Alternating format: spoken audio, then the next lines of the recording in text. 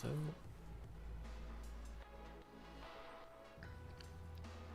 This should come up a lot higher, actually. Well, let's sketch it out. Sketch it out. Her again goes about there.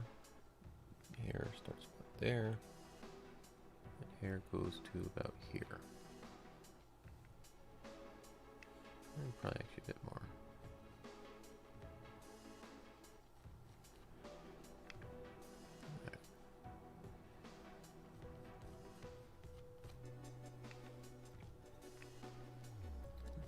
That, and then out here we've got this little ponytail thing starting.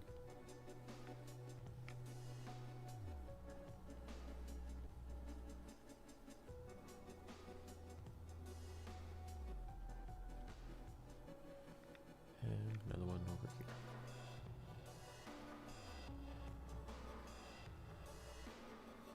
Well, I'm sketching it too straight on. It's not quite that.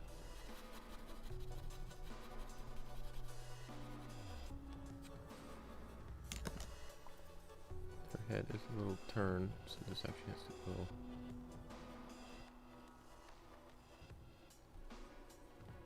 a little bit to the side.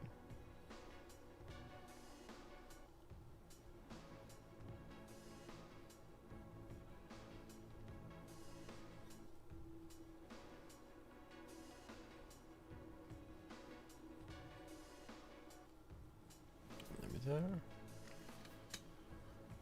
And then I guess I'll just try it off into no man's land.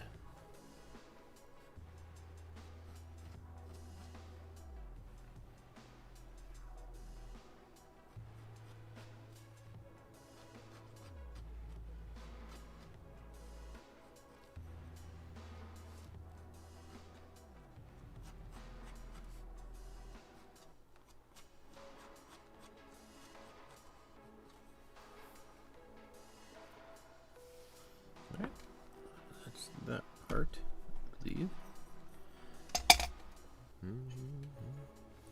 Now for her face. Oh, she also has earrings. Gotta try and keep those in check. Alright. This will be a tougher one to get right. We've got.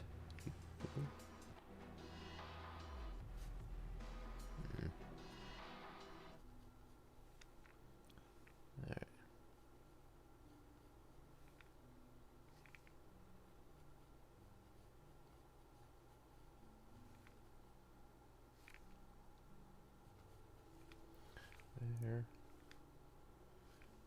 to about here. It goes all the way up to here. Comes up and around in a big old oval shape.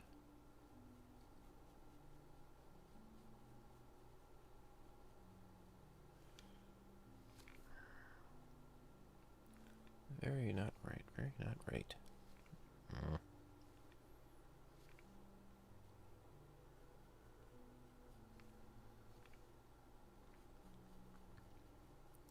It's not quite right, and I don't know why.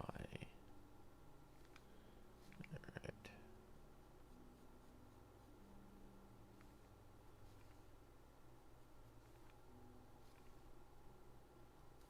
It's very not right as well. Ah, shit.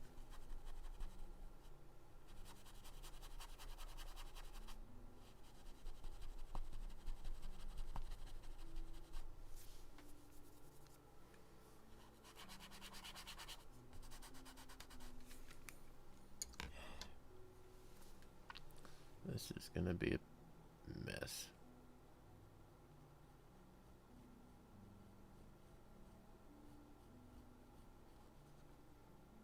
Alright, so it goes to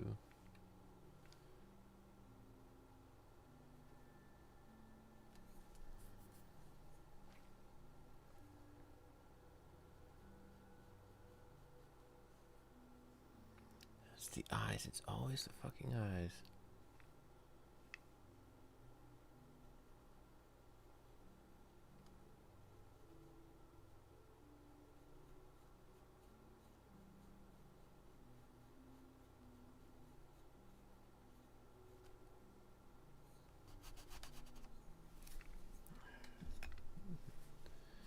This one doesn't want to come off as easy.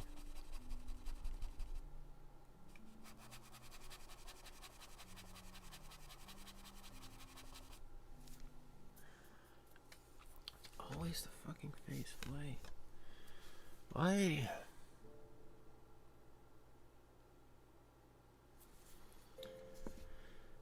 Set aside.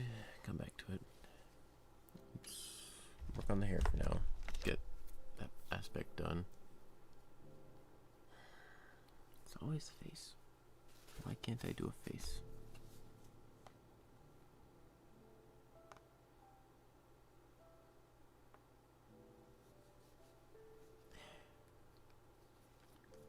Oh well. It is what it is.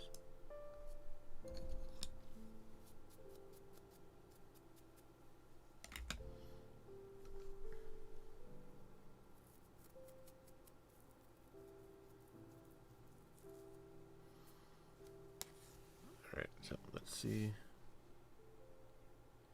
I think this is going to be a wrong color. Mix it up still, but we'll find out. We'll find out.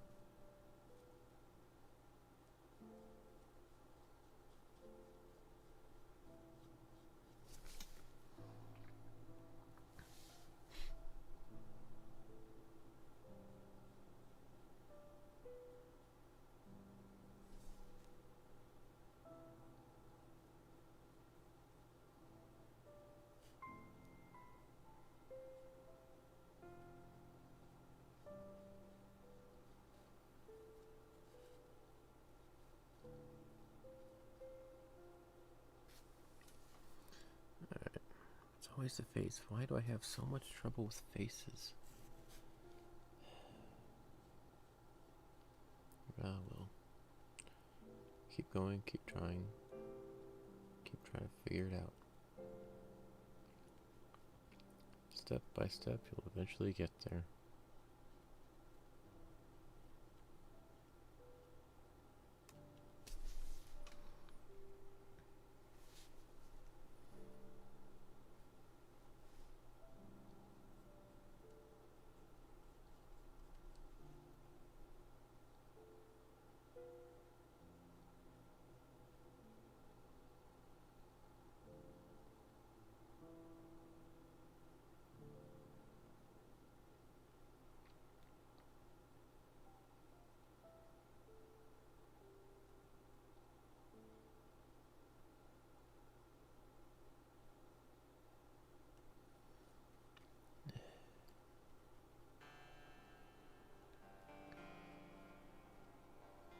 I don't know what it is, but I just can't ever get faces quite right.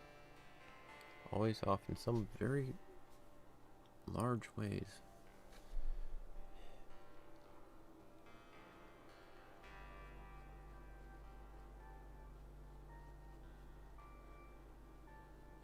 What is it that I'm missing? What is it that I don't get?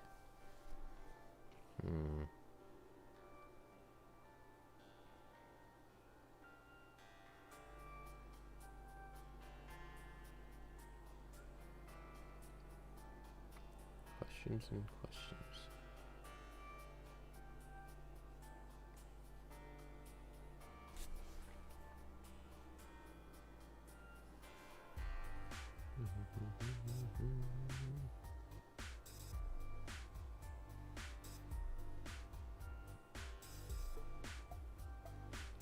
And these ponytails have a little circle thingy in them. Not quite sure what those are would be called, but hair ties? Maybe?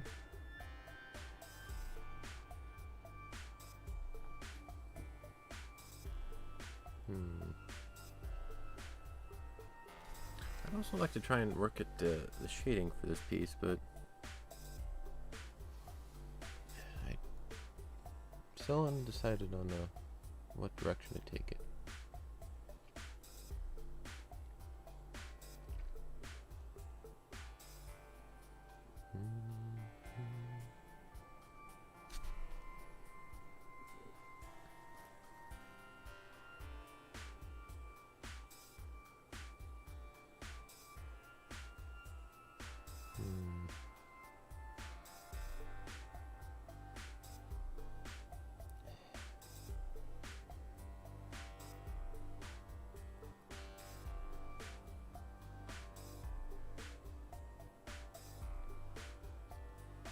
into that weird spot where it just mushes the paint around and not actually puts it on there. Hate that.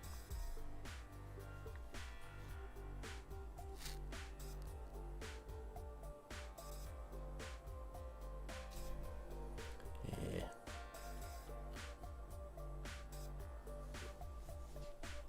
Nope, nope, nope. Smaller brush, smaller brush. So with you.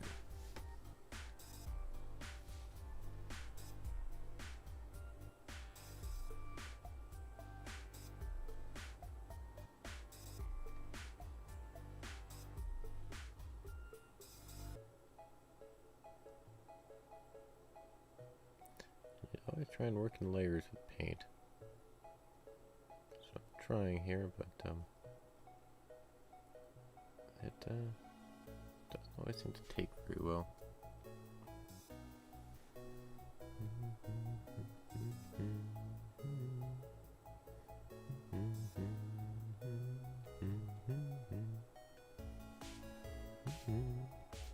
Always have quite enjoyed this soundtrack. Nice, peaceful, calming, and it works.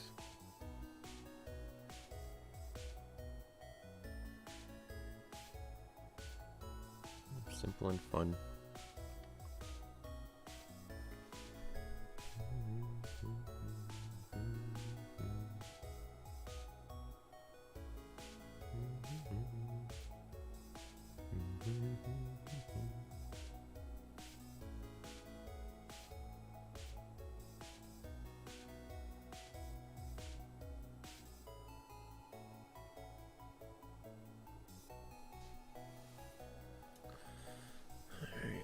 This looks closer to what her hair should be, but it's a little bit different, maybe.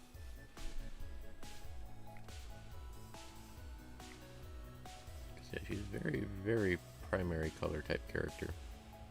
She's got white, blue, and red, and yellow for her design. Very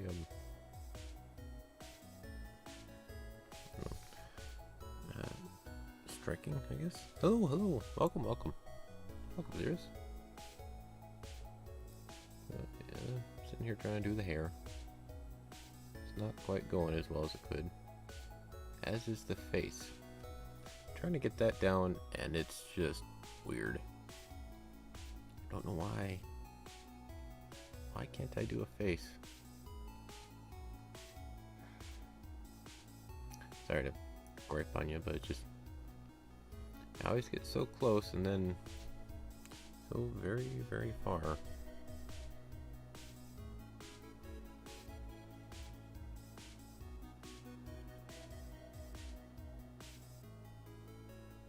But gonna keep trying, gonna keep going, seeing where I get to today.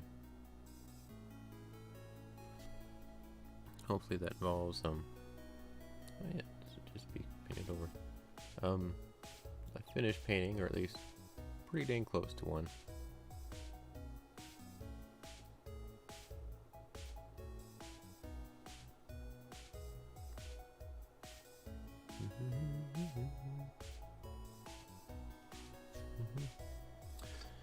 Yeah, get you up and out of there.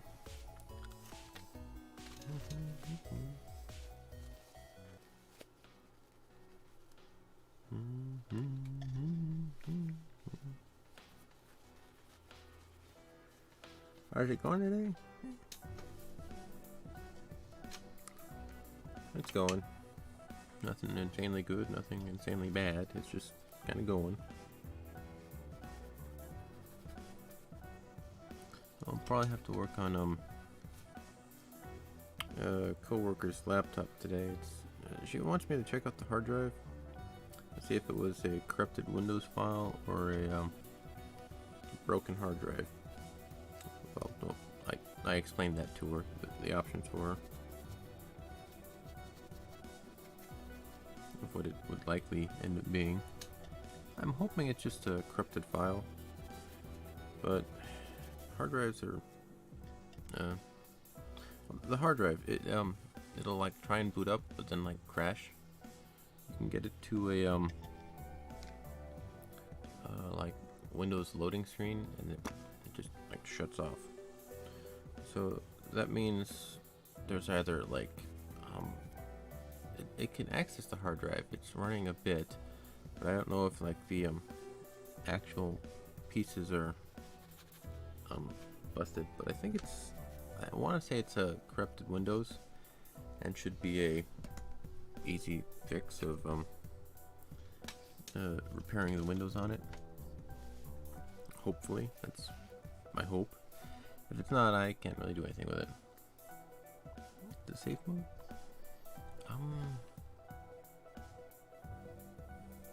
I think I tried that.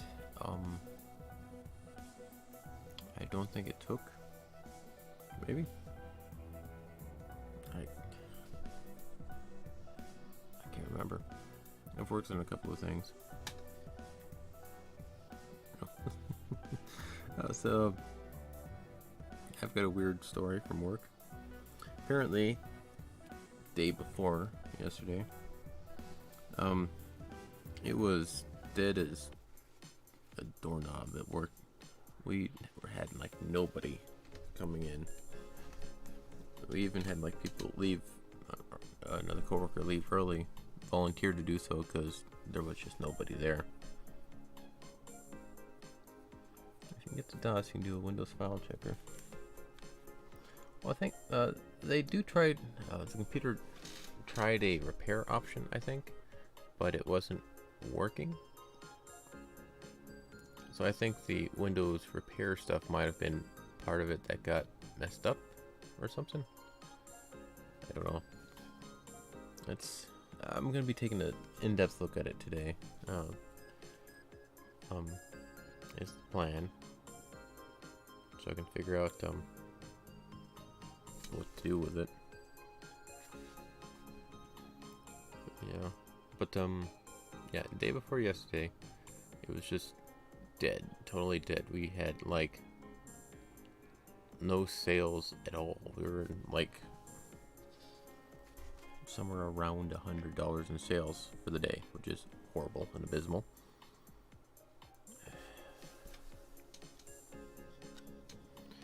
And so I left early. It's like there was this one guy who came in. It's like, I'm gonna be back. I'm gonna try and buy a thing. But my manager was like, all right, go ahead. I'll take care of it, and I'll head home. Turns out that guy had a lot more differing things to do. He was apparently some dude who worked with handicaps and did services for them, and so he would get a discount on their end or something if he could prove that it was a local store and would help them, or some weird thing like that. But he needed to transfer money in order to do so, but he needed proof that he could buy it from a local place. So he when I was there, he came in and bought a Red Bull and said, I'll be back to buy a big old honkin' cell booster. Okay, we can do that. I just need to do whatever the hell it was for his process. He's a very energetic person, very energetic. And so I left my manager with that, and I come back the next day, yesterday, to a story about that guy. Apparently he came back dressed up with big old angel wings, feathery angel wings, hanging off of him for some reason, because he was part of the angels for whatever the service was, had angels in it. And so he came back and was buying a booster and like all this stuff and really expensive equipment. And in the meantime, we had just a few other customers apparently come in there, and they're just kind of giving my manager the, are you seeing this look? And he's like, yeah, I see it, kind of thing. And so that was fun, apparently. Yeah, a lot of stories about that. But also, he was, my manager made the decision. These guys special ordered a SD card for their camera because they needed it to work again. Fair enough. But I don't think were able to come pick it up. So he was gonna go hand deliver it to him because it was on the way to his house. It wouldn't be too far out of the way. Small town is why any of that even took place. But so he decided to stop by their place and like here's the parts you ordered and all that stuff. Apparently those guys had like a lot of like 1940s cars and like really old antique things that they've been working on all over the place, and they're doing all sorts of weird restoration projects and such. And they sat there and started talking to my manager and like kind of like kidnapping him with all the stuff they were like trying to talk to him about and get him to speak on. He's like, I just want to go home. There's a beer in my car. He's thinking this. He's not quite telling them. Actually being a cult. Not quite. Here's the bit. He handed them the SD card and they said, oh, okay, I finally figured out okay, let's put it in, see if it works. And tries to turn it on. Shit, it didn't work. Like, wait. Were you thinking the SD card was required for the camera to function? Well, yeah. No. They thought putting an SD card into the camera would allow it to turn on and power up. Because they didn't quite understand electronics very much, apparently. And so he had to explain to them it's not that, it's probably your battery or your power cord or something like that. Nope. So yeah, so this, he had to explain some of that to him. Anyway, while he was there, they also showed him a something I've never seen before, but a portable CD DVD AM radio player with a screen on it, and they wanted it fixed because apparently it wasn't spinning the discs, they weren't working. And it's like, well, I'll have to find I'm not sure if I can find parts for something like that. And so I took it apart, but one of the thoughts was potentially it was a worn out band on the player, which is very common for household players and such. So I took it apart, looked into it. Nope, it wasn't the band, it was a direct motor. They had one DC motor hooked up straight up to the CD drive. No secondary mechanics anywhere on there. So it's like, well, I called them up. Well, I'm probably not gonna be able to fix it. I'll have to find a DC motor. I think that's the part that went bad. Like, oh, well, I would really like that fixed. Could you find it for me? I don't really need to worry about time to lunch. It's like trying to be polite, tell them I don't want to fix it. It's like, all right, I'll see what I can do. It could be a couple other things, but I was giving them a friendly option of what went wrong. But now I gotta see if I can find a DC motor somewhere that fits it. No. Oh yeah. These guys are apparently something else. They're working on a Model T Ford, I believe, which is a 6-volt car. But they want to try and run that player off a 12-volt power system. And so they were looking for a yeah, it's this hair's not being quite as helpful. They wanted he wanted me to try and find him something that could hook up to his batteries that could convert to 112 volt AC to power up his whatever the hell it was. It's like, you know, we could do that, but you gotta understand, it's a 6 volt. I gotta put in another. Yes, we can do that, but will that work? Yes. If I'm understanding what you're talking about correctly, it should work. Hey, people be weird. Alright, that's kind of drying, so I'll leave it be and work on another spot. Flip it over.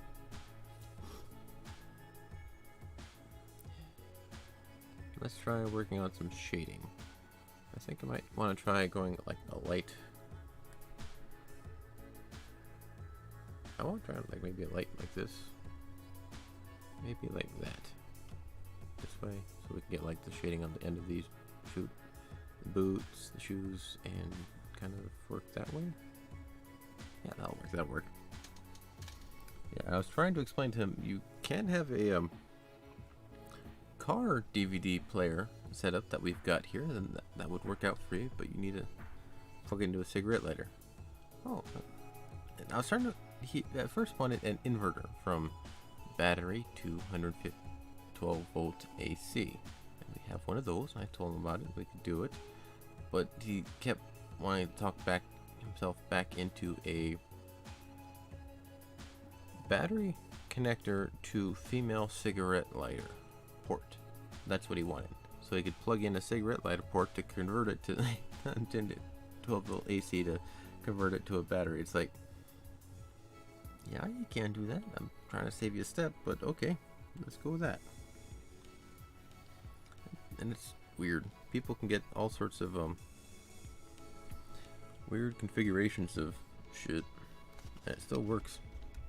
Hell, that's most of my job, honestly. Getting cord A to fit to cord B. Oh, we did have a interesting one the other day. This guy wanted a VGA cable to DVI port. Alright, that's fair enough. We can work with that.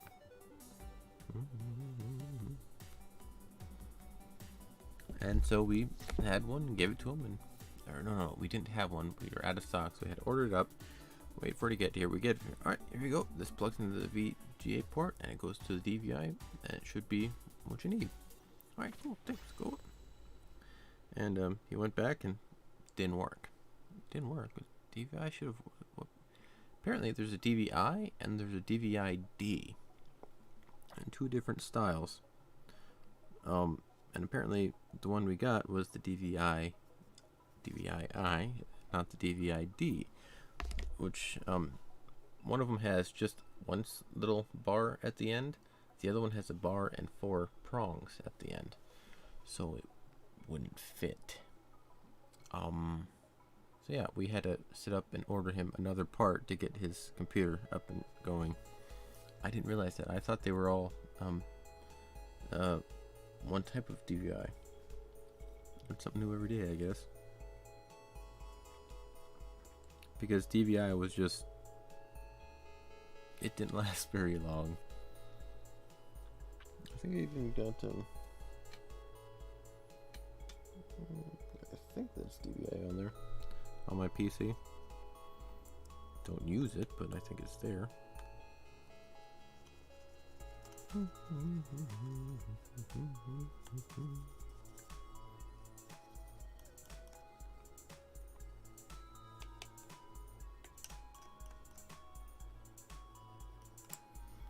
But yeah, it's what's really weird is just how fast everything keeps changing. Used to be things could last for a while. Hell, that's one of the reasons why VGA is still out there. We get people coming on with VGA all the time. And oddly enough, one of our most requested ones is VGA to DisplayPort, which is kind of ridiculous, but that's what they need to run on their PCs. They still have a monitor from whenever the hell they got it, but now they need it to work for their new computer or something. And so they get like a DisplayPort to DisplayPort maximum PC, but they need to go to a VGA monitor of 4x3 90s. Yep.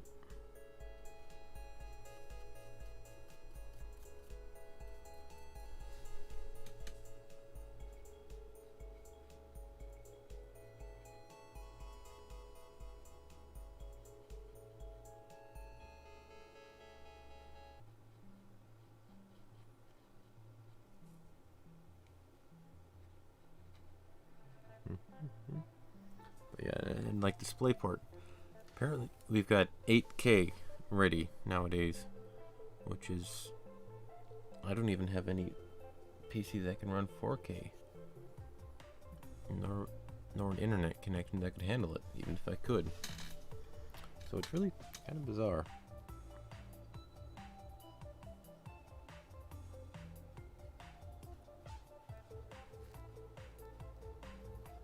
That I've just kind of entirely skipped a graphical level.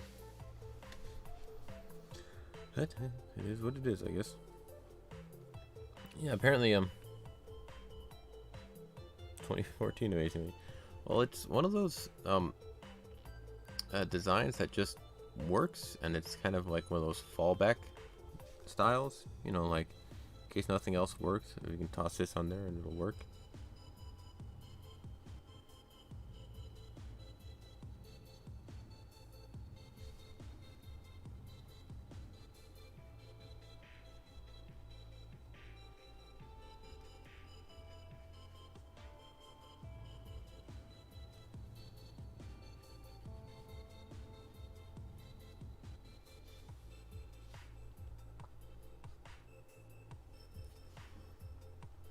But yeah, it's VJ.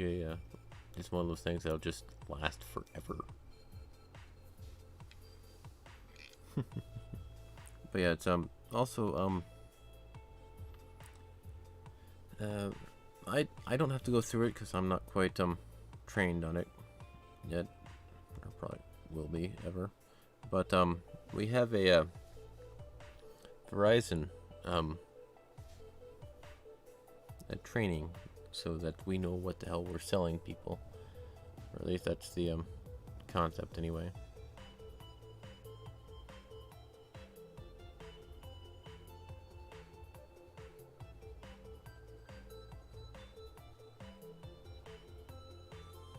Give me a sec.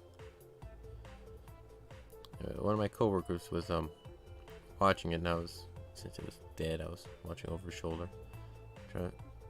Shit. See what it was all about. Apparently, they now have a phone that is 8K quality somehow, which doesn't make sense to me. I don't think the human eye is really even able to pick up on all of that, let alone the amount of sheer processing power required to do that. But apparently it was also going 8K picture at 24 frames per second. They advertised that. I'm not kidding you. They advertised that it was going at 24 frames a second instead of the standard 30K or what have you.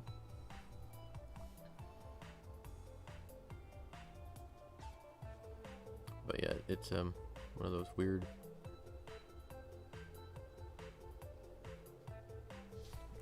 It was weird. It's just want the new hotness. Yep, that's definitely what it is.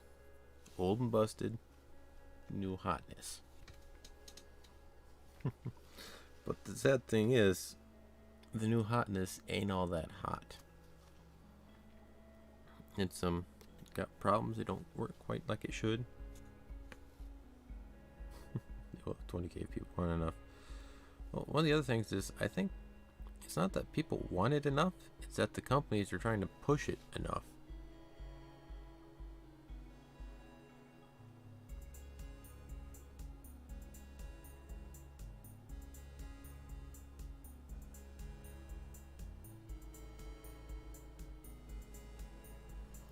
Like, nobody, well, there's a fair amount of people who are really pushing for like high-end whatever the hell, but then you have everybody else who is just trying to keep up with any of it, if at all.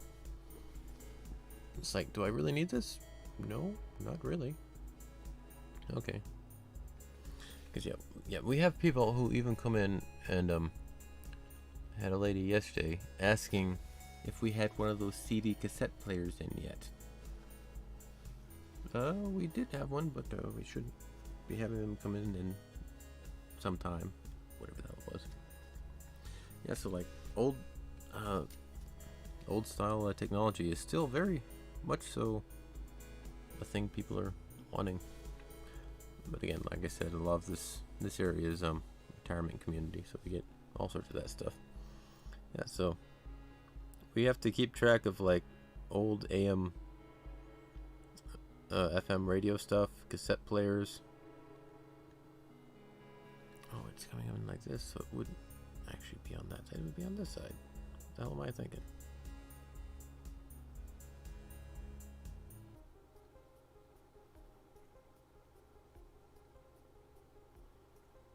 Being an idiot with the shadows. But yeah, we always have to keep at least some stock of really old style technology for people who come in asking for the most ridiculous things. We even have old DSL telephone landline stuff, which people still run things on. That one's not too bad, but still, we're starting to get into the age of like fiber optic cable and things, and the old stuff is still lingering around and all that. Yeah, we had one of those back in 1998. I'll take the DeLorean and go fetch you one. Yeah. We occasionally have people coming in and asking for components like resistors, capacitors, transistors, things like that. And they wonder why we don't quite have as many anymore. It's like, you used to have like bins of them. Yeah, because people come in, buy one for $1, and then leave. And then we have 300 left over. It's not quite working out for us. That's one of the reasons why we kind of stopped it. We still have a bin with a lot of that stuff, but you could buy the entire resistor pack of like bulk something or other, multi-pack of whatever kind of sizes for like $20, and then they buy that one. we even try and sell them in packs of 5 to get rid of them, but whatever.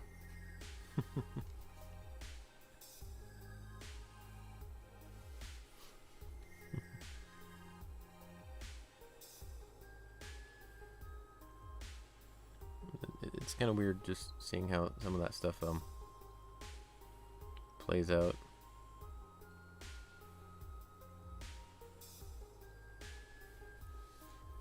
But yeah, we even have some we even have N1 singular analog TV antenna. Even though in America we've shifted over to digital antenna airwaves. So we've got people who still think their old style antennas will help them out. That'll still work, but they just need to pick up a new one. Or the people who think we can just grab a laptop off the shelf and just, that'll be good enough, right? Yeah, that's not how it works today, buddy. There is no shelf laptop unless you want to go to Walmart. Or these people who come in with a problem and it's like, we can't help you with that. It's I had one yesterday. These 2 young kids came in. We got the laptop, but we forgot the password on it. Can you help us with it? No. The passwords. I can't guess that. If I could, that would defeat the whole purpose of having said password.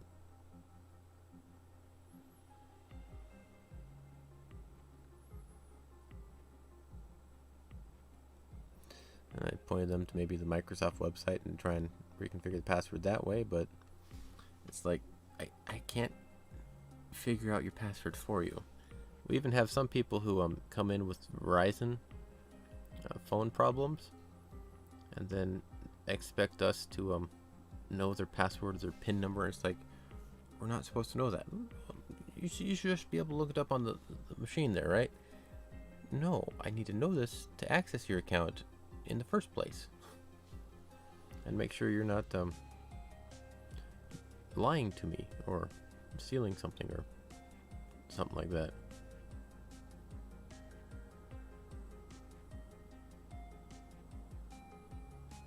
Yeah, then we have the people who try there's this one lady,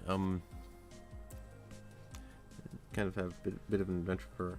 Apparently, her and her husband had a divorce, or are currently going through the process of it, and he has turned off her number on his account, so she wants to get her number back and disconnect it from his account. Fair enough, or thereabouts. I didn't handle it, but that's apparently what it was. So they went through the process of doing and attempting some of that stuff, and my manager was the one who handled a bit of it. Apparently she's kind of trying to scalp the number off of her husband's account, but since she's not the account holder, she can't really do it. He's apparently turned her off, but hasn't given up the phone number or something like that, and she's like desperately trying to game the system to get it back in her name only. That we gave her a phone number so that she can use something and set that up on her phone, but she wants that number, and she's been pestering us for days now about it. You told us it'd take up to 48 hours, and they said you should have done these steps, and we couldn't have done any of those steps. We did every step we could. We gave you a number. We can't do anything unless like he gives up the number or Verizon okays any of that shit. So it's like, we've done everything we can for you, lady. It's like, I don't know. It's, the world is weird sometimes. Yeah.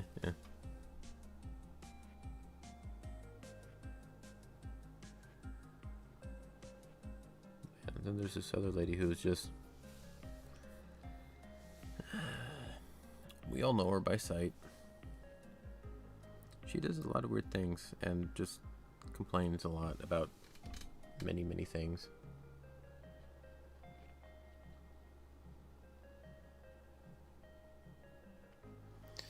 And the most recent one being, she apparently bought a landline cell phone extra line. Give me a sec. Putting this out.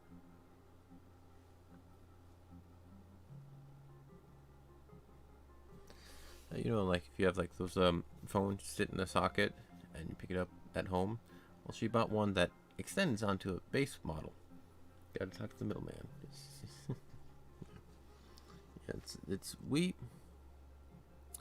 We are technically a Verizon agent. We are not Verizon corporate, so we are a step above normal people, but we have no access to anything above that. So Verizon don't talk to us. They send us a representative to see if we're doing things right every so often, and we have access to some of their system, but we ourselves still have to be on hold to answer anything. We are quite literally a middleman for Verizon.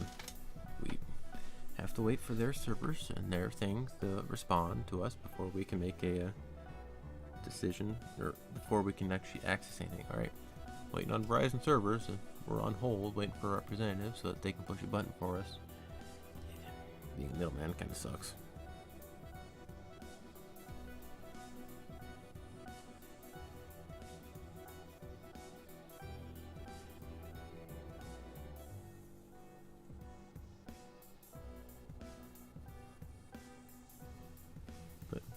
But yeah, it is what it is. But this lady, she bought the phone landline accessory, a secondary phone that you can attach to a main phone unit, thinking it was just the one itself, and so she came back and returned it. I wanted the other one.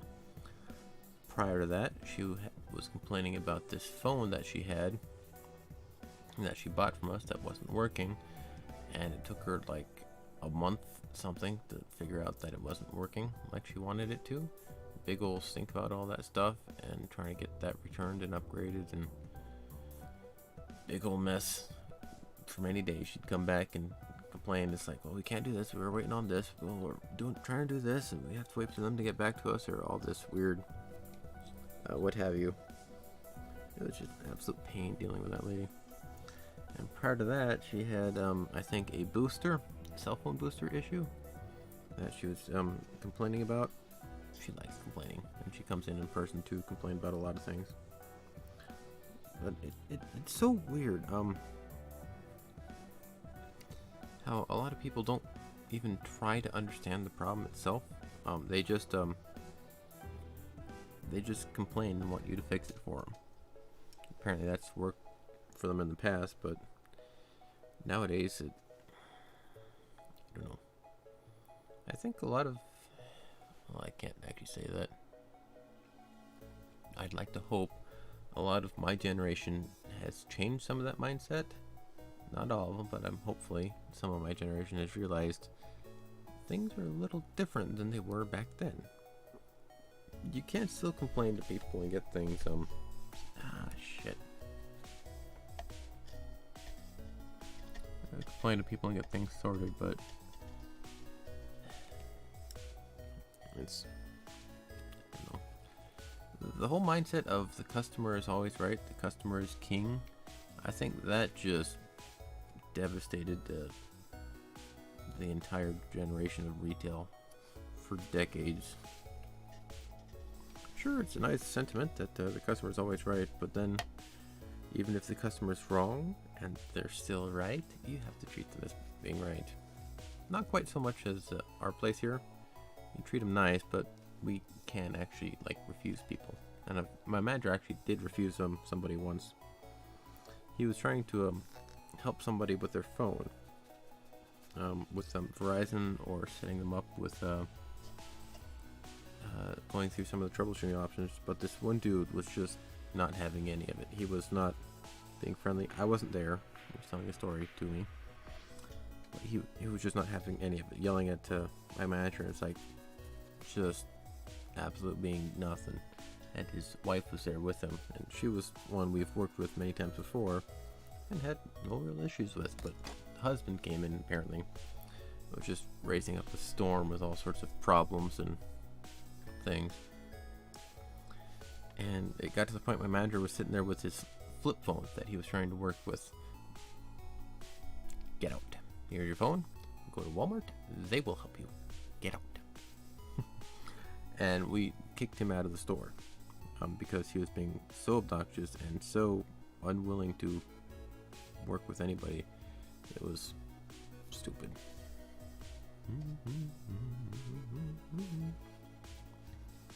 But yeah, it's like, why are you yelling so much at the guy who's trying to help you? And it just, and the wife was very embarrassed apparently, because she's been with us. She's actually been a good customer for us, but the husband was actually kicked out. So that was something.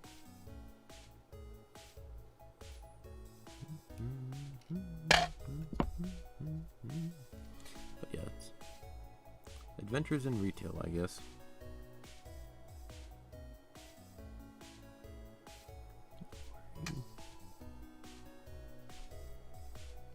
Why are you like that?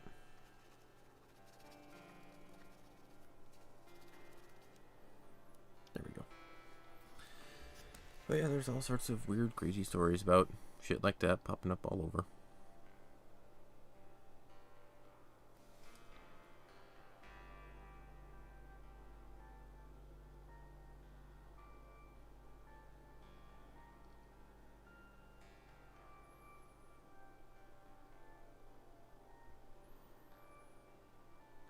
Should probably work on the shadow of the boots there. Yeah, that's the other one. Well, we know, but it's just one of the more stressful aspects of our store is the Verizon counter, because quite literally, we get up there, have to go through so many bullshit procedures to do any of this stuff, and then once we get through all of that, most of the time it doesn't quite work like it should, and so we have to call up Verizon Corporate, and we get put on hold with the customer sitting there across from us, trying to figure out a problem that's not wanting to be resolved. So it's not quite the most healthy of environments. And this is technically the second job where I've done this. A similar thing. In Walmart, automotive, we had shop guys and then the inside guys who ran the counter, register, things like that. I never learned how to use the cash register. I was never given the numbers to open up a till. And so I never had to do that. And so I don't have the numbers. No one ever trained me, and I don't know how to do it. All right, fine. And so I got out of work of doing on the till, and anyone who ran the till, kept saying, "Don't learn those numbers. You don't want to run the till, especially at Walmart. Walmart's horrible with that stuff." Because at least with Radio Shack, we have mostly actually friendly customers for the most part, and we just ring up a couple of items. Walmart is full of people who want you to fix everything and buy it now and get a refund on things that they didn't actually buy here. Shit like that.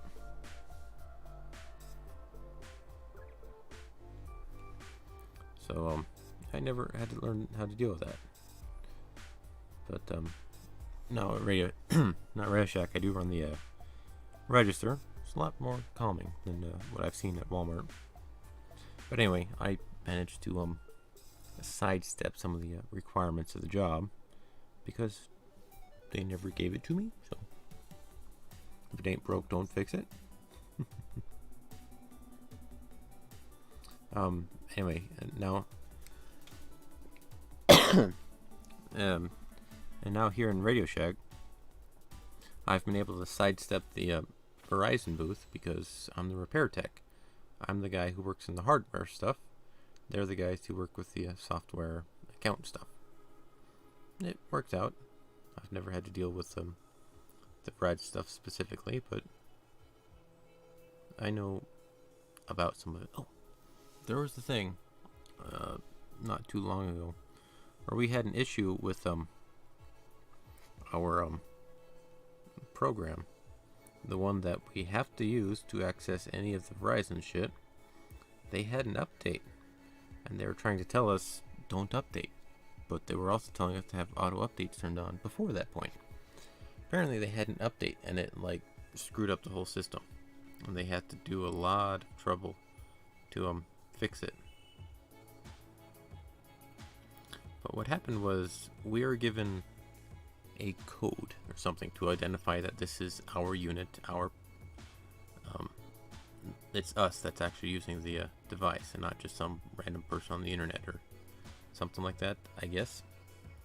And it starts out with like X00, like 5 zeros, and then some random number that you're assigned.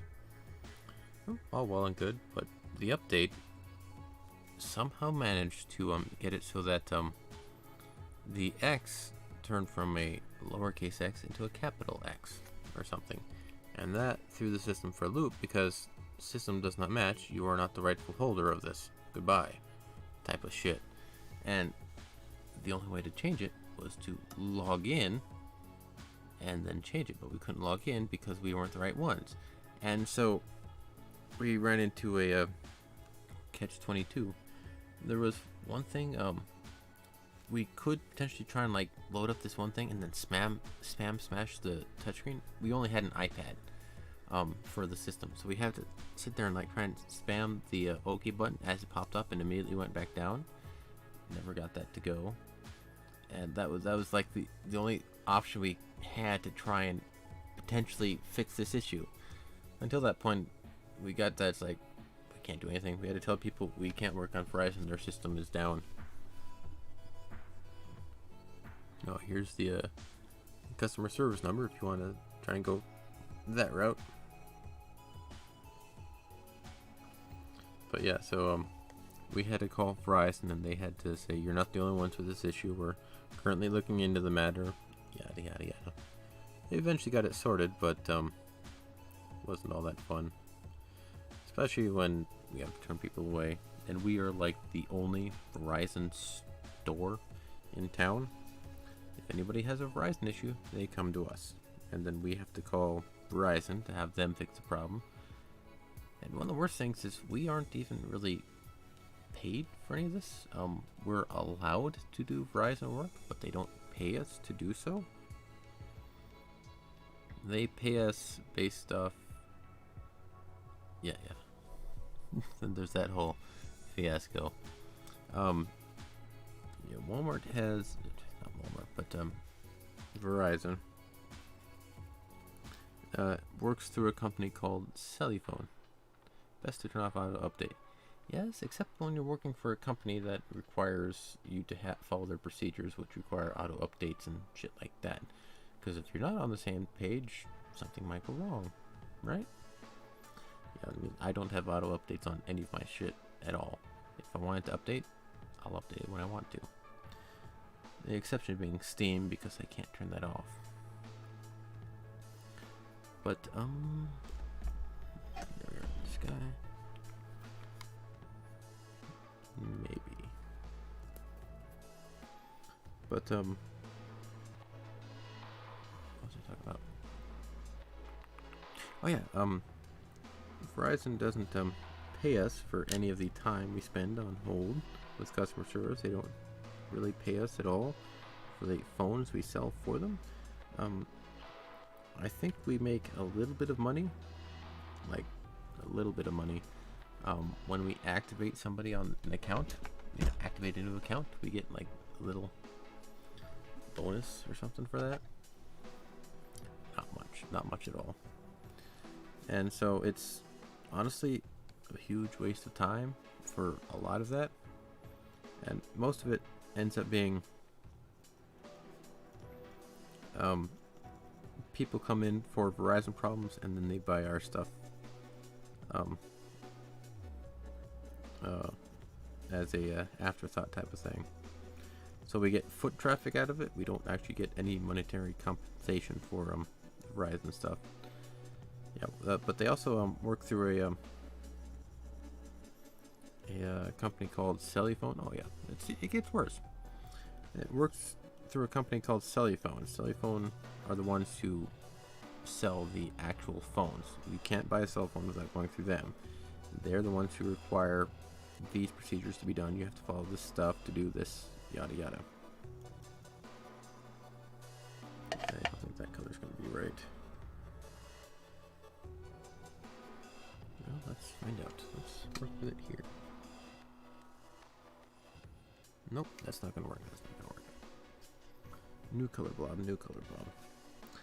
Yeah, so how their system works, as I understand it, they have cell phones. We buy them, and then we sell them, and then they give us a credit on their account to buy more cell phones. My managers work really hard trying to understand what the hell this stuff works. And if you don't do it in a certain amount of time, it just kind of disappears or something. He's like tried to figure out what happens to the money, but he honestly is most of the time just lost. We're trying to figure out where it all goes.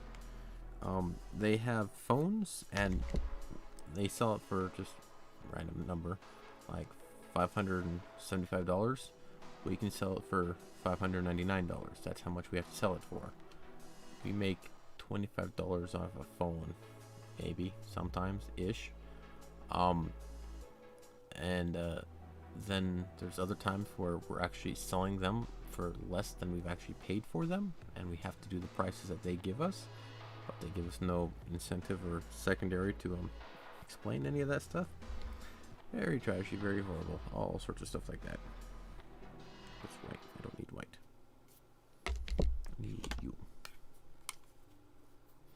And so yeah, it's really just messed up system.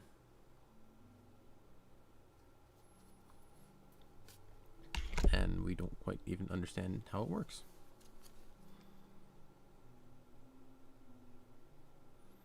Oh, that might be why. Let's try a different. Let's try the other one. Yeah. Yeah.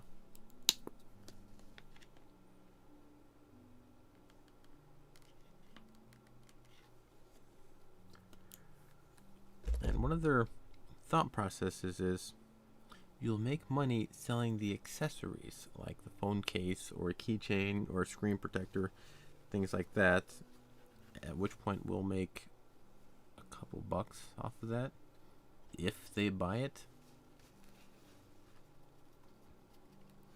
And they treat us like we're supposed to be some inner city mall company that'll have people coming in all the time. But we're not. We're the only store in town, and we get old people wanting flip phones. So it's weird, it's bizarre, it doesn't make a lot of sense, but from their perspective, they're making all sorts of money. They are the only name in town, thereabouts. So they can do whatever they want, right?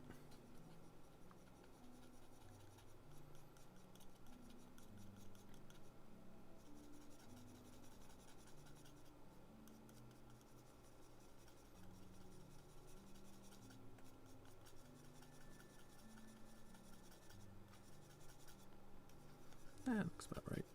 Let's go with that. But yeah, so it's just a really weird system. Doesn't quite work. Nothing is explained. All that jazz.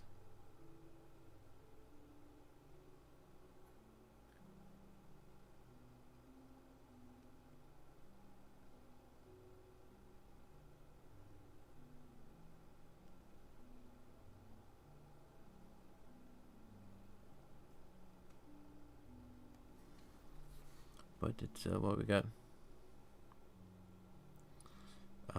We could, but currently our Radio Shack is very diversified because we kind of have to keep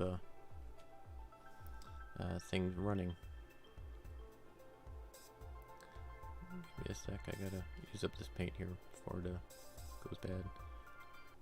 And so we can't quite afford to let go of some of that stuff. It is what keeps some of us in business. Yeah, for instance, we did let go of a fingerprinting business a while back. I think I explained some of it. But yeah, we would get $4 per fingerprint. And not individual fingerprint, $4 per person that came in for a fingerprint thing. But we had to follow every guideline and rule in order to do that. And they didn't listen to us, they didn't like us, yada yada. All sorts of stuff.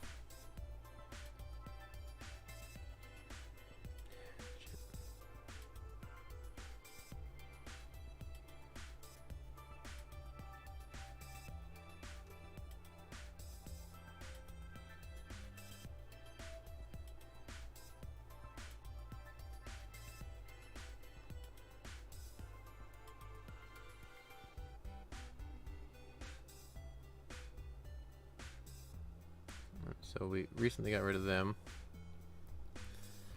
Oh yeah, we at Radio Shack, we sell legal documents. We sell faxes. We have PO boxes. We do FedEx. We do Verizon. We do phone repair. We sell equipment. We have CB radio stuff. We do a lot of things.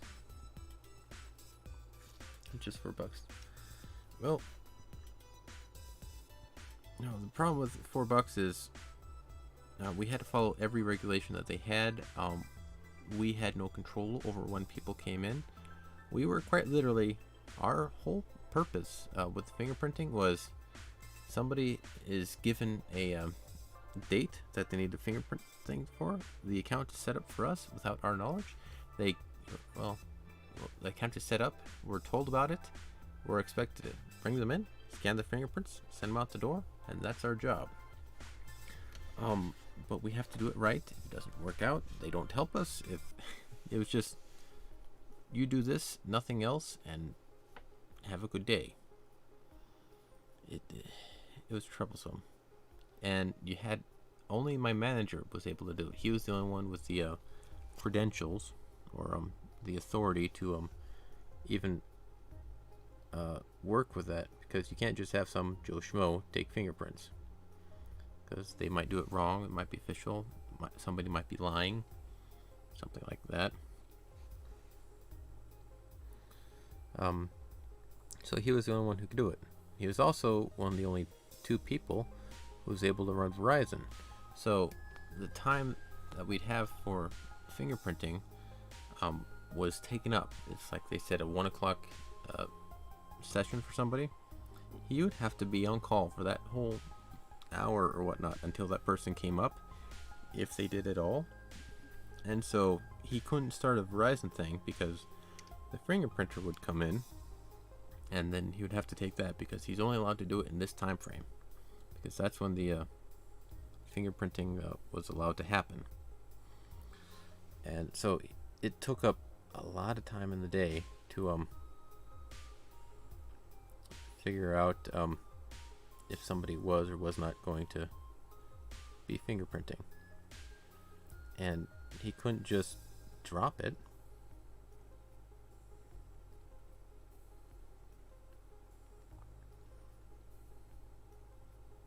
Because he was legally bound to do so, or some bullshit.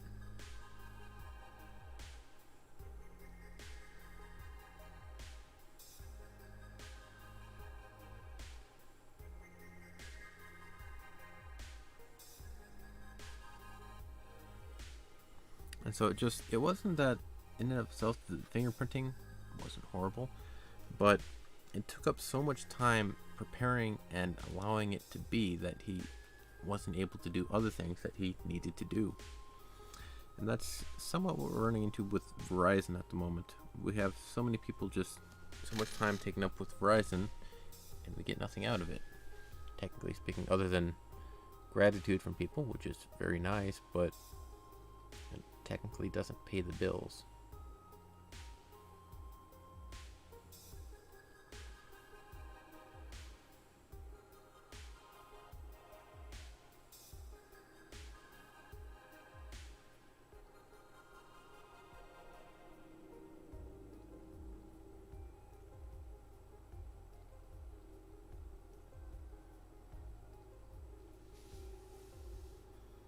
I think that's it for the red and the collar. Get that one going.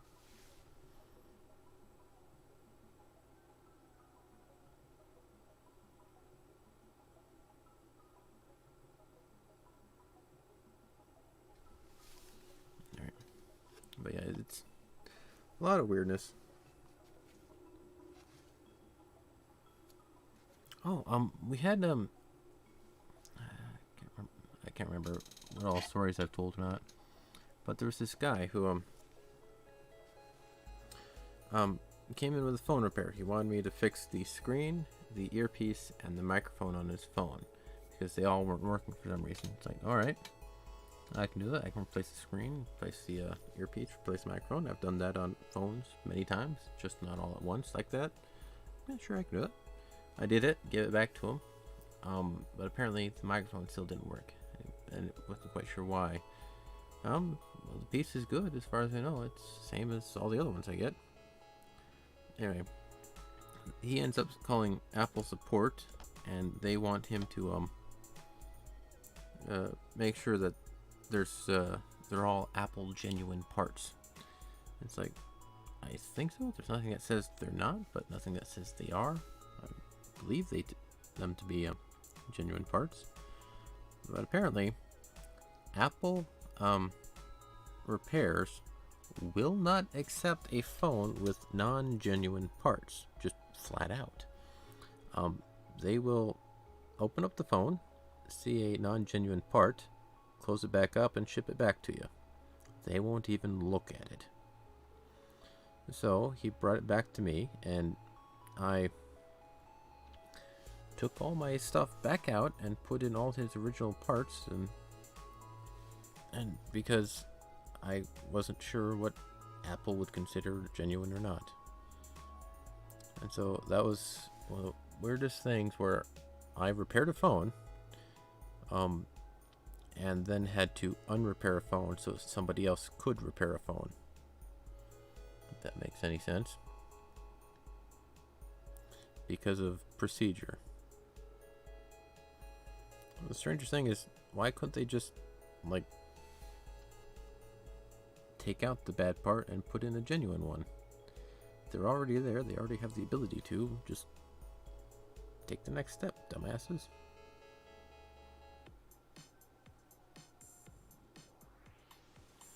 don't know. It does?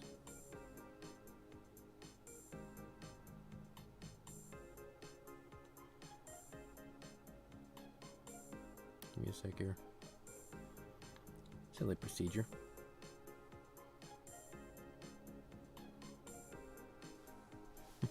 Douchebags. You can't quite call them that. But yeah, it was just a really weird... the whole thing was just odd.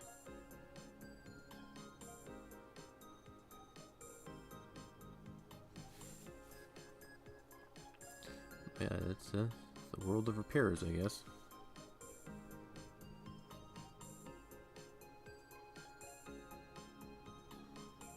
Yeah, it just, that's how some of the things go. Yeah, shit. This is not going to be one of my better pieces. It's interesting in that it's able to be reversed, but it's not one of my most skillfully done paintings. I can already tell, but it was an experiment and something I've not done before, so there's leeway in that regard.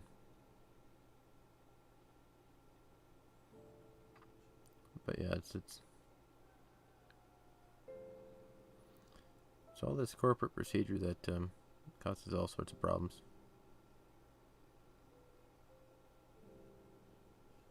But it does, some of it's fine, I agree, but it could be better. I see the flaws, and I know I could have done better.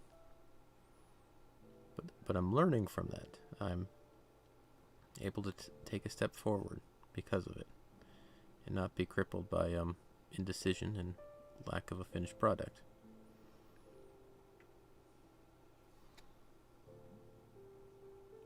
So it's fine. It's good. It could be better. It could be better. And I want to be better. I want to do better. All right. Let's go with... I think the skirt needs to be a bit brighter. Give me a sec.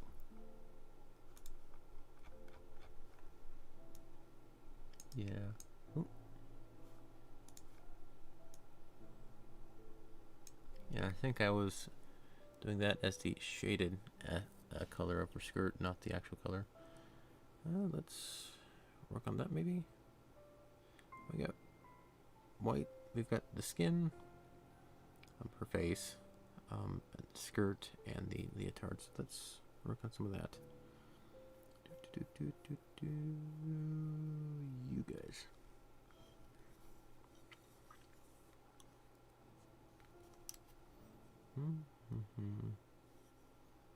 Well, I could just work on it there, I guess. That might work out.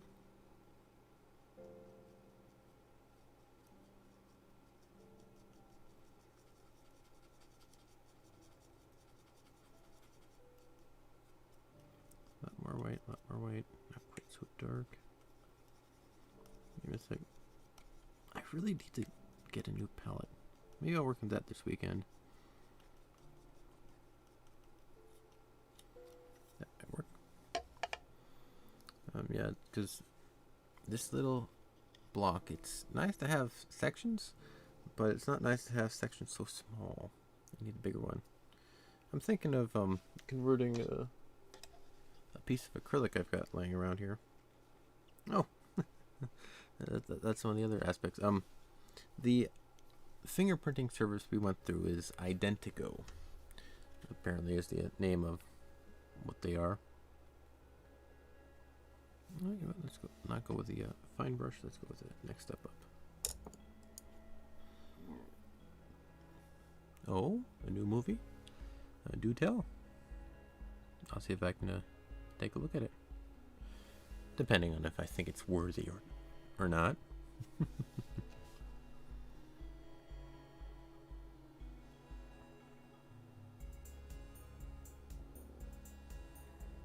I kid, but yeah, what is the movie?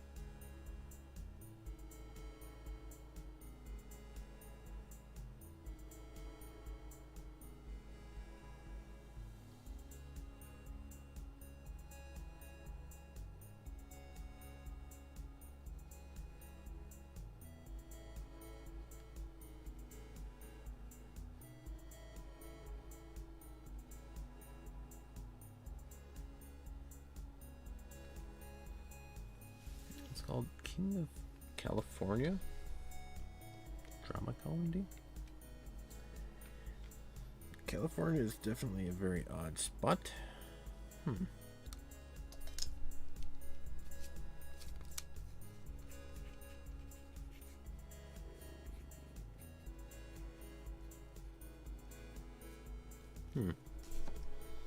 What's it about? Because California can go in all sorts of directions.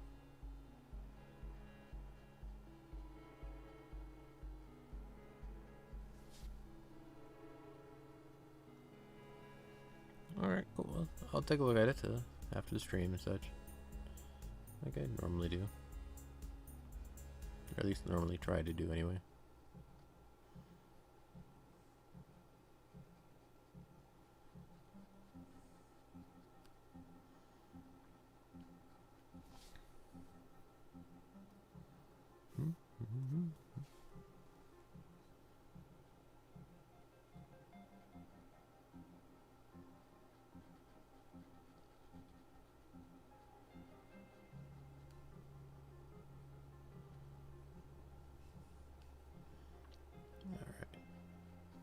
What's it about? You've got me kind of curious. California is a mixed bag of just about anything.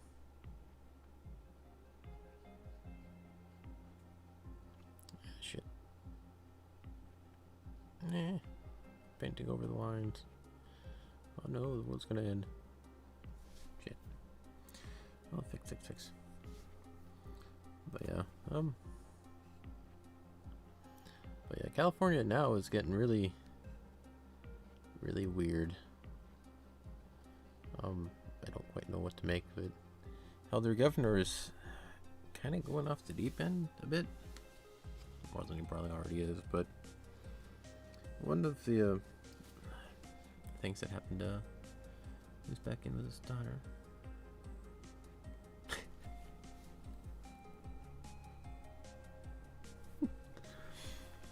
A treasure below a Costco. Alright, that's definitely a unique one. Hey.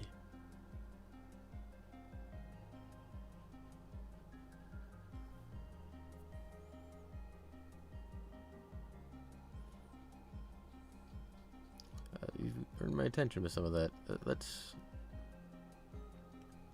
I'll see if I can take a look at that. This is a Costco, huh? Of course it'd be a Costco.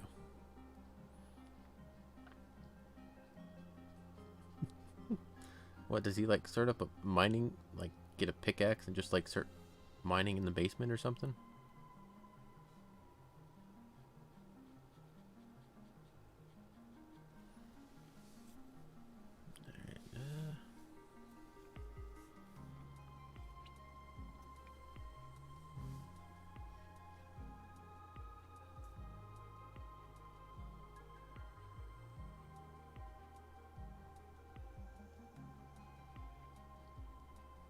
Give me a sec.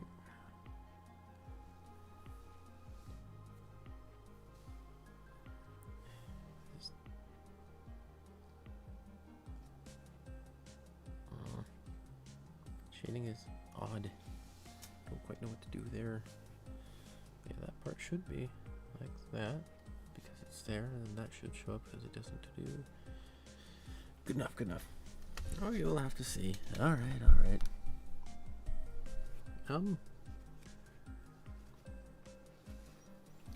know why, but you've reminded me of a movie starring Will Ferrell called I think it's Everything Must Go. It's a story about this guy who gets locked out of his house because of divorce or something like that, and all his stuff is tossed out in the front yard, and he doesn't quite know what to do with it because it's all of his stuff. It's his whole life. And somebody gives him the idea to maybe start a yard sale. Hey, yeah, you've seen it, and it's a good one. Surprisingly, I don't like Will Ferrell's comedy. Um, most of it. He tends to be just like somebody who screams a lot, which is kind of actually annoying for me. But when he does dramas, he does very, very good dramas. Hell, one of my favorite movies is Stranger Than Fiction. And it's when he does, I think, some of his best work in that field. He really does make that movie. And Stranger Than Fiction is one where he he's an IRS agent, a tax man, and he starts hearing voices. Well, a voice, which is an author narrating his life, and starts looking at his life and all that stuff, and it's a very fascinating story.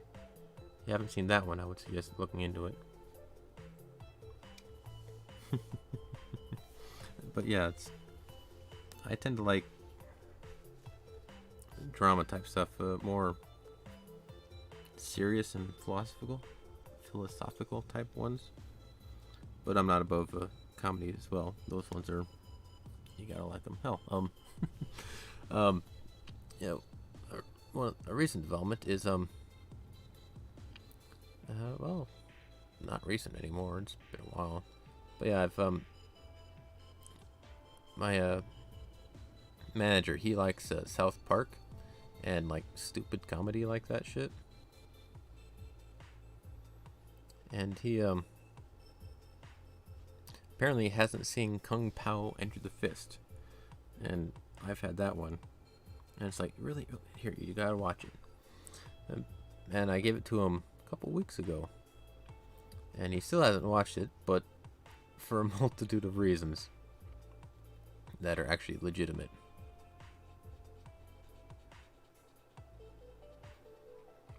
The first time, he wants to try and watch it with his son because his son has seen it and he wants to watch it with his dad and see what he thinks of the movie, which I think is pretty cool actually. But the first time he set it down, I think his son has like night shift, and so his hours are all different and hard to line up. And it's like, I think they do it like once a week is when they're able to sit down and get it all going. But the first time he tried to watch the movie, it doesn't look right. I think that was too sharp of an angle. But the first time he tried to watch it, a tree blew down next to his house, blew over another tree, and put out power in the area. And so, like, literally, they sat down and they're getting ready, and the tree blew over and took out the power. So they weren't able to watch it that week. Then the next week, which is, I think it was this week, he was getting ready again to watch it again, but before that he was playing with a dog, and the dog got too energetic and bit his arm down to the bone. It was meant to be, wasn't a bite, it was a claw that kind of just stabbed him just right, that went to the bone, and so he had to go to the hospital, have that fixed out. And so he wasn't able to watch the movie again, and he's like, this time we'll watch it. And so it's just silly, being on the watching the story evolve, go on. He's perfectly fine, but he's more kind of just like laughing at the situation of it all than anything else.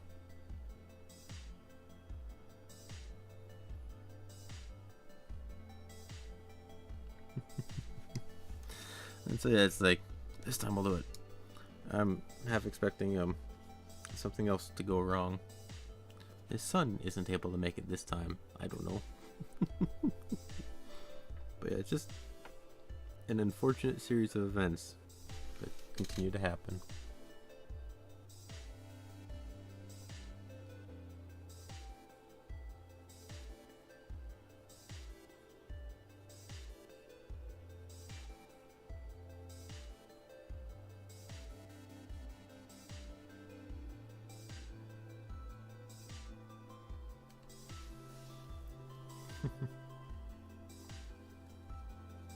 Basketball, huh?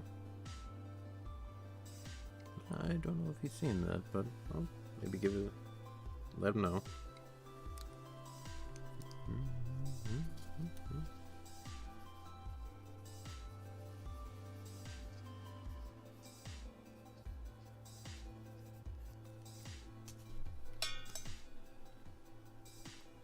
Yeah, he likes a lot of that stupid comedy, lack of a better term. Crude, maybe?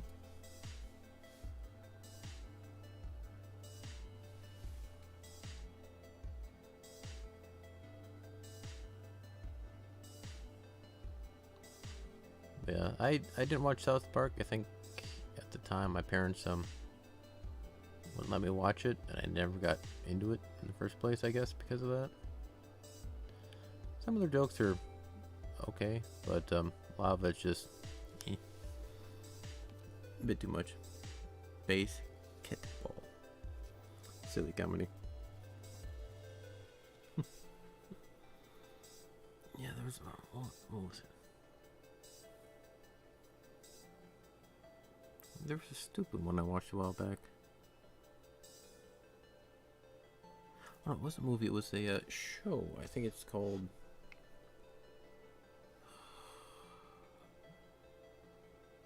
What the hell is it? Brooklyn Nine-Nine. I kept wanting to say Reno for some bizarre reason. Yeah, Brooklyn Nine-Nine. My dad found that a while back and found it to be pretty cool. Apparently they like closed the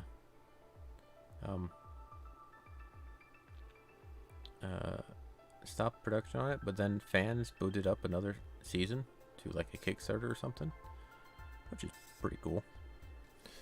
That one's about a police force in Brooklyn or some such, or is it the Bronx? I don't know New York names. I know all the names, but I don't know where the hell they all fit together. Yeah, it's a pretty good one. It's what they're really good with the pacing in that show, which is something a fair amount of people don't quite do well. And it's actually pacing actually does a huge is a huge aspect of what makes something good or not. If the pacing is off, the entire flow of the show is off, or the game, or what have you. I think I go with that. Give me a sec.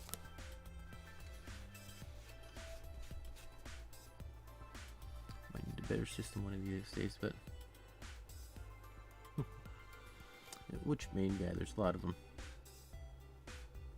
This friend called Lonely Island.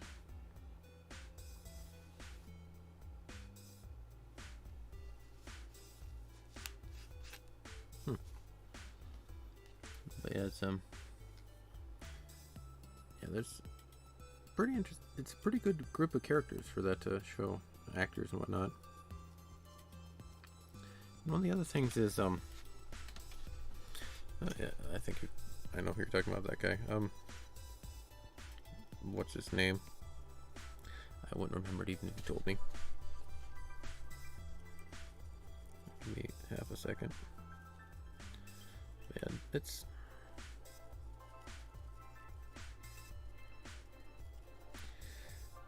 I don't know. I just lost my train of thought. Paint.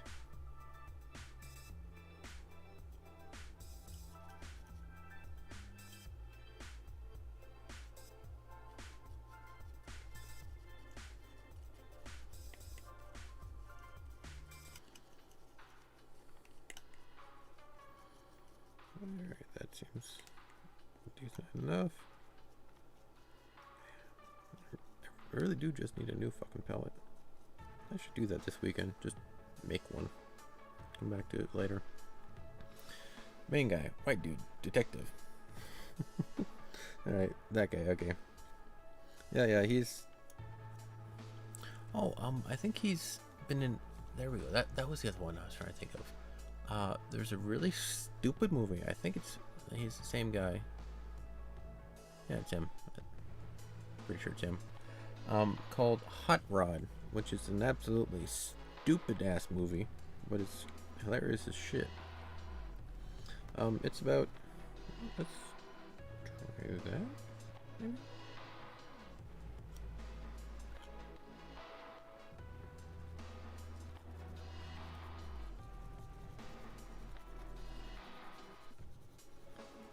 Give me a sec, I'm experimenting. Let's give it a shot. But, yeah, Hot Rod,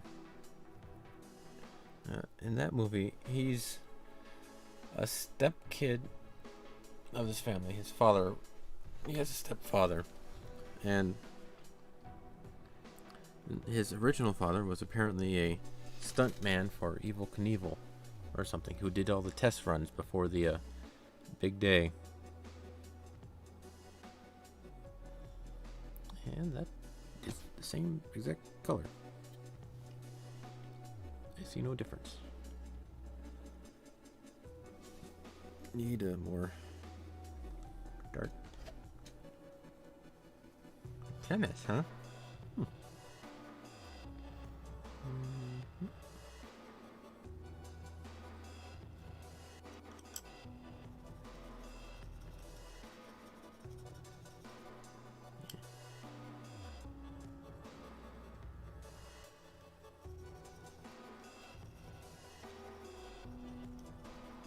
Yes, sir.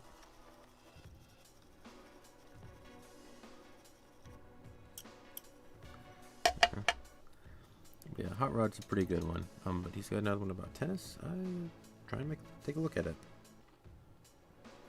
And that's when me and my family are pretty fond of. Apparently I think I heard of it back in high school, actually. It's been a while. Yeah, that happened in high school. Because I remember I had a teacher who had never seen it before, but he hosted classroom lunchroom things where you could just, like, instead of eating at the cafeteria, you could go to his room and watch movies or so. But he was there supervising it to make sure he didn't have anything inappropriate or whatnot. I'll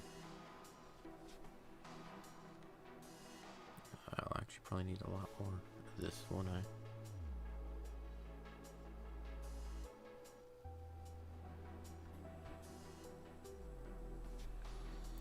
But he had never seen Hot Rod before, and so some kids brought it in and were showing it in class, and apparently he, like, almost died from laughing during the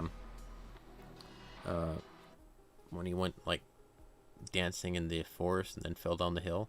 It was completely unexpected on his part, and he was laughing so much he was red in the face and, like, almost choked and all this stuff, and he found it that funny, which is pretty cool. So we've got, like, going like this, so yeah, I don't quite know how to get that to look right. Let's try it like this.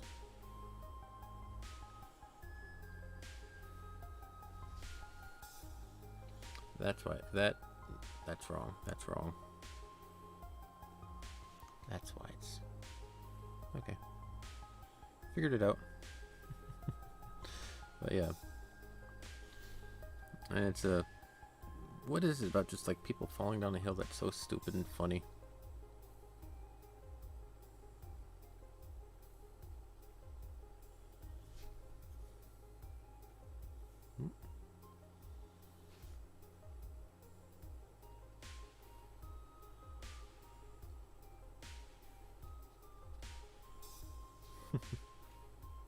It's always good to make someone else laugh. Yes, indeed. It's just,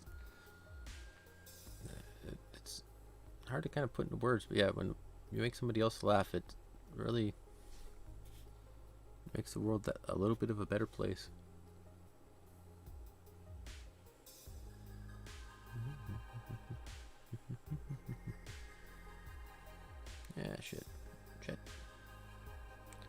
sloppy here.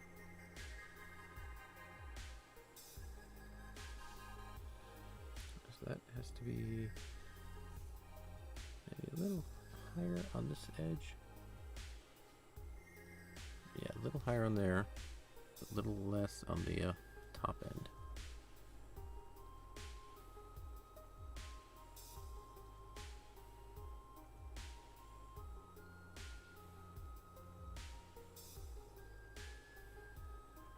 Yeah, and then that just flows over. Okay. But yeah, it really is like just a nice feeling when you can brighten somebody else's day. There's nothing quite else like it. And it's just like, I guess, it's probably gonna mess up. No, it's the right color. Cool, sweet, sweet, sweet, sweet, sweet.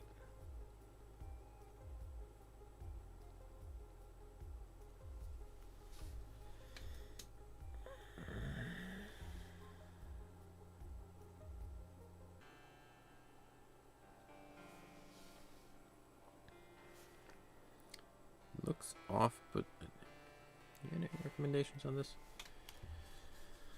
I'm trying to work on the her butt or thigh, but it looks off. I can't quite place why. Probably because it's at a weird angle, but just there's something. I'm missing something. Oh, that part's there, so it does. Maybe. Maybe.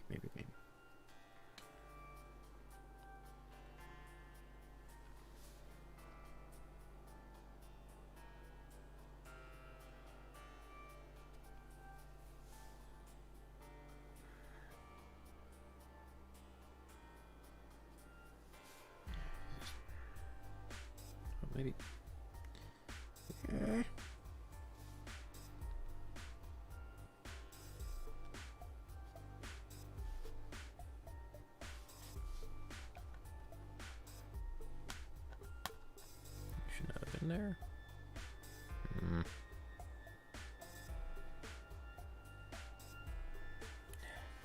Yeah. Too much in the curvature. I'll try to. That's what I'm trying to. Light is going like this. And this would kind of be on the back end of it, so kind of like this kind of a light. So this part would be shaded, same as like over here. But yeah, the curvature is a bit too much. Where is it? Where would it go?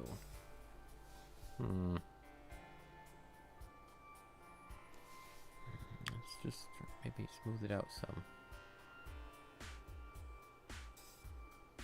That might be it. That might be it.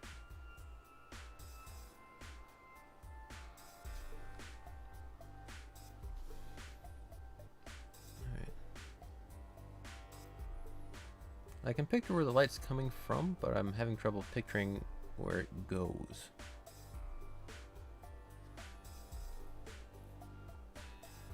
That might work, that might work. I think that did, yeah, it was the curvature bit right there. No, I think that was it. It's a little off, but I can work with that,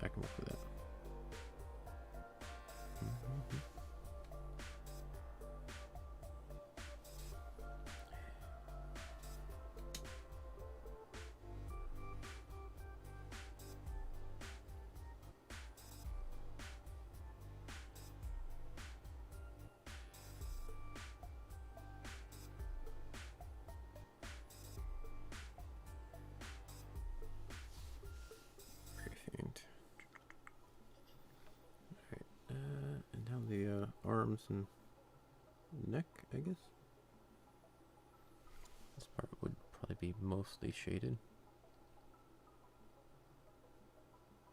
Oh. Yeah.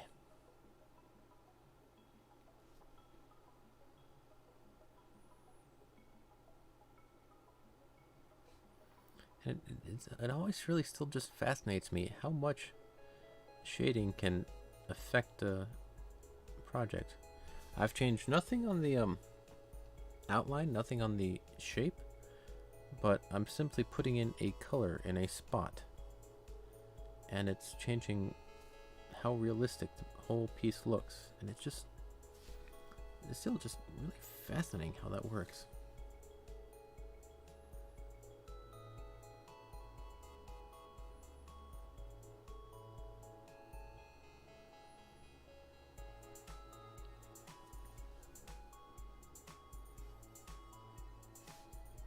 Let's go with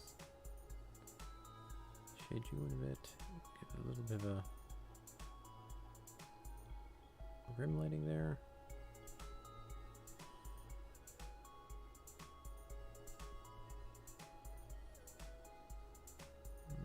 Rim shading, I guess would be the term for that. Alright.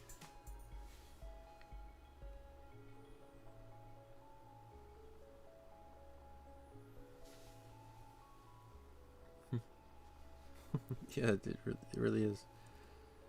It really does make a break, and I think that's one of the reasons why a lot of people have trouble with early attempts at drawing. It's because they have like the shape at least close, but the shading is off. And I think shading also, like, I've seen it explained in a couple of art videos or books or whatnot. Hopefully you're right.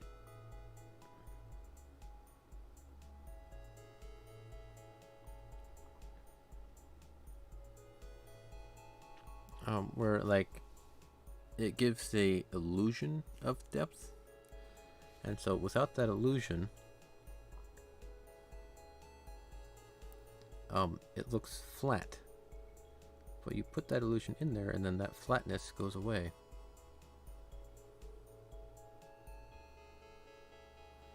It's just kind of fascinating seeing it all happen like that.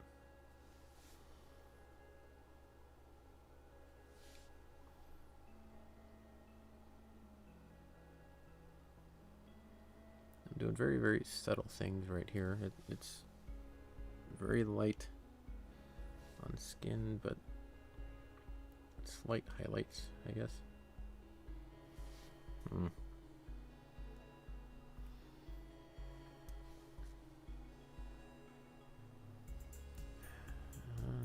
It's also yellow, which isn't quite the right color.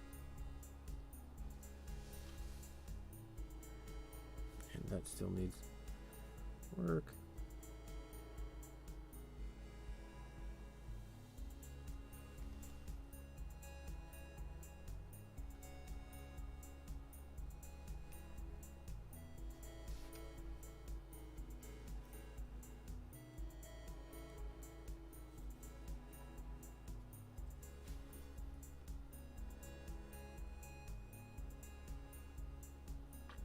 There we are.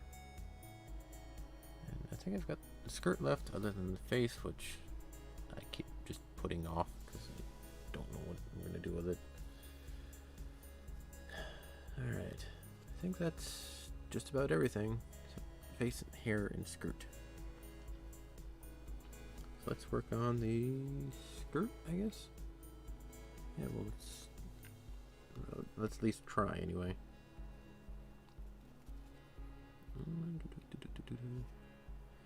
I could try. Let's see if the hair can give me a sec.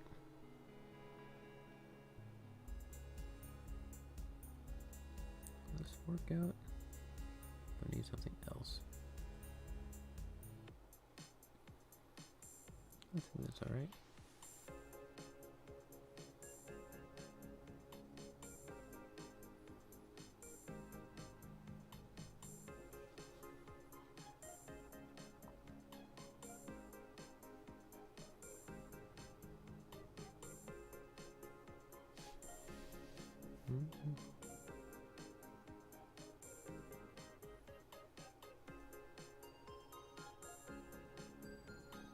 The hair needs to be toned down a little.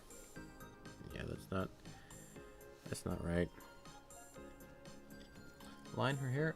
Yeah, I'm gonna do that afterwards. She's got those long streaks that go like end right about here or so. I'm gonna put those in afterwards because it's a lot easier to have a black line on last than to put a black line and then color it, because then I have to try and not hit the black line. Speaking of, I did hit those spots over there.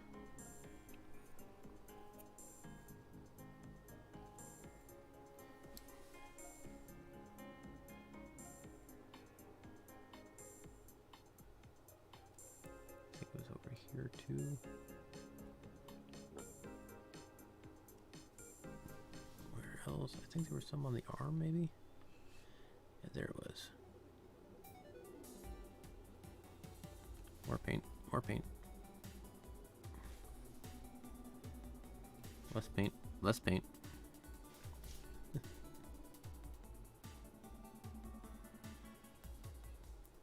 there.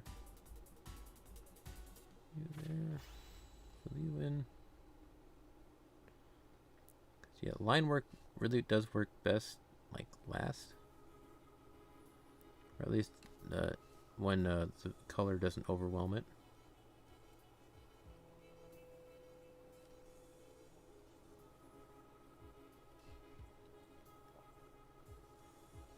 Alright. Okay, good enough, good enough. Alright, so I gotta work on the hair color. I tried just the base color here, and it doesn't work out right. It's too bright, much too bright. It needs a bit of thinning out.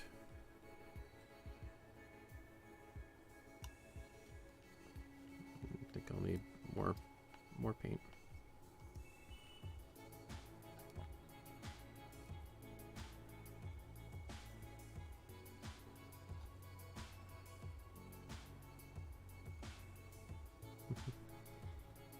Well, let's at least experiment with this, see what kind of color we can come up with. Which seems to be not much different.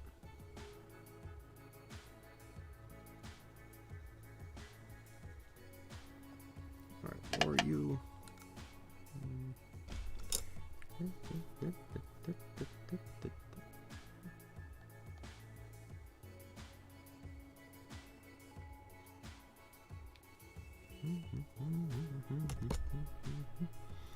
But yeah, it's don't think I'll be able to finish in time here, but I'll touch it up over the weekend and try and get that face working.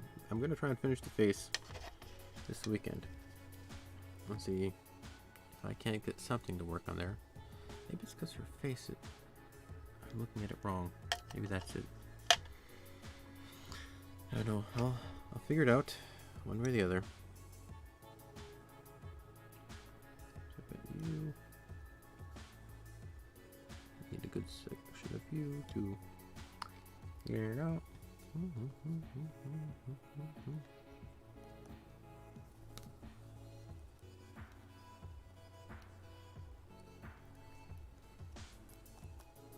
And that's really overpowering. Wow.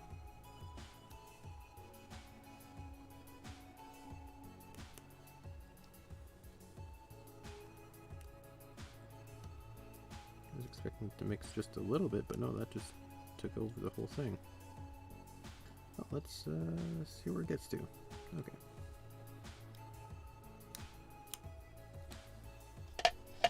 Alright, so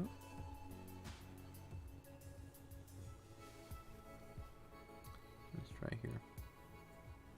There we go, that actually works. That's just the color I needed.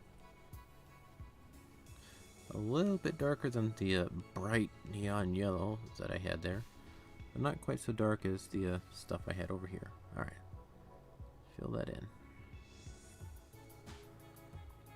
But yeah, it's a doable painting, and I know I can do better. I just gotta work at it. I think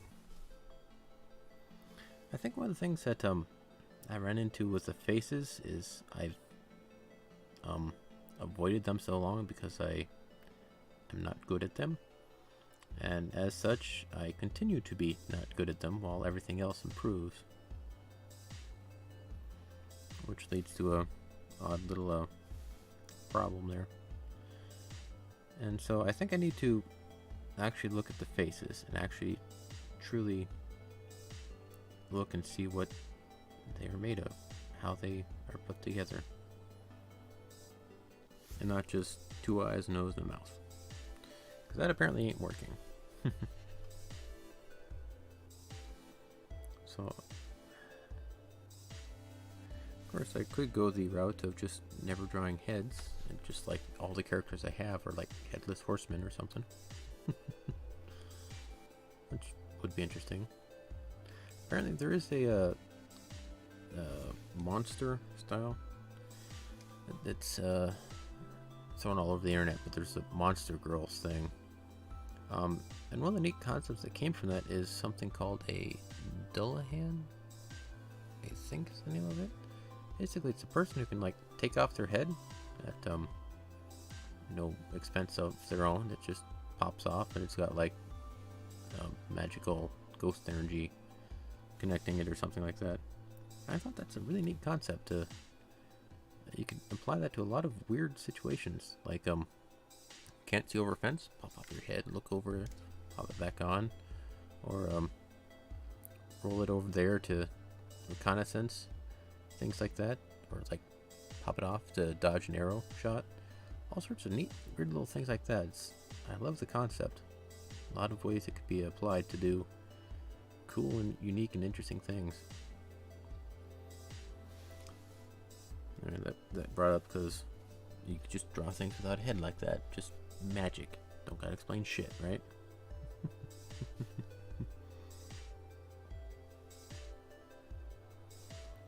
But yeah, it's this whole monster girl phenomena thing that got brought up. I don't even know when it started. It just started happening on the internet. Currently, it's, I think, Lamia's is the one that people are talking about. Oh yeah, wasn't there? Yeah, there was some anime. It was a snake girl, like spider girl, slime girl, I think. Something like that. I've never seen the show, but it gets brought up every so often. Turns into memes every so often. I'll see them. Don't know what the show is, but it gets brought up, and I could recognize. Oh yeah, that's that thing. What is it? I don't know. But it's that thing. That is one of the weird things about the memes. It's like you can see it, you can recognize it, but you still might not know even what the original thing was. And sometimes even the original thing is wrong. Apparently, that Pepe frog, that stupid little green frog that's screeching and yelling and liking things, just that little frog that everybody on the internet knows by now, that's also apparently a symbol of white superiority, or whatever the hell it is they want to think it is now. It was actually created by some foreign comic artist, and he was just a simple little frog guy and kind of cute. And apparently Pepe took off and was like so ridiculously popular, but nobody knew the original creator, and the original creator didn't quite like the way what Pepe was turning into, so he tried in his comic to kill the character off. Pepe has died. Oh no, here's his funeral and his casket, and Pepe has died. Well, if you know anything about the internet, they will make a joke about anything, and you can't stop them. So they found out about this and decided, no, Pepe did die. He was just faking it. He popped out of the coffin and was having a party or something. So even the original intent of what have you didn't quite can't change the internet. But it is fascinating. I remember a discussion I had with a viewer a while back.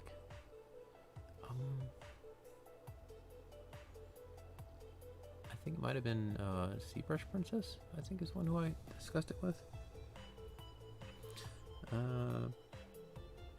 Maybe it was Seabic. I can't remember who specifically it was, but I do remember having a conversation with them about how the artist's original intent for a painting is kind of meaningless, because art's in the eye of the beholder, and if I intended this to be, for instance, like a really serious pose, it's not. But if I intended it to be a serious pose, but everyone else referred to it as a silly one, my original intents don't mean anything. They see it as what they want to see it. Huh? Sailor Moon, you say? Yes, yes. Give me a second and I'll show you it. working at the touching up the hair here a bit. Yeah, I've been working on this for about a week, a couple hours every day on stream, and it was a sort of a request from a viewer. Sort of. I should just say it was, just to make things easier. Say them when you say it. But yes, welcome, welcome. Zerberus DJ. Maybe I can stick around for a little bit. Maybe. We'll see. I'll maybe try. Finish up the hair a bit. But yeah, this is the painting I've got so far. The original concept was her pose, not the transformation one there, but I think, let me see if I got the painting one over here. Ah, here it is. Okay, so there we are. Not, give me a sec.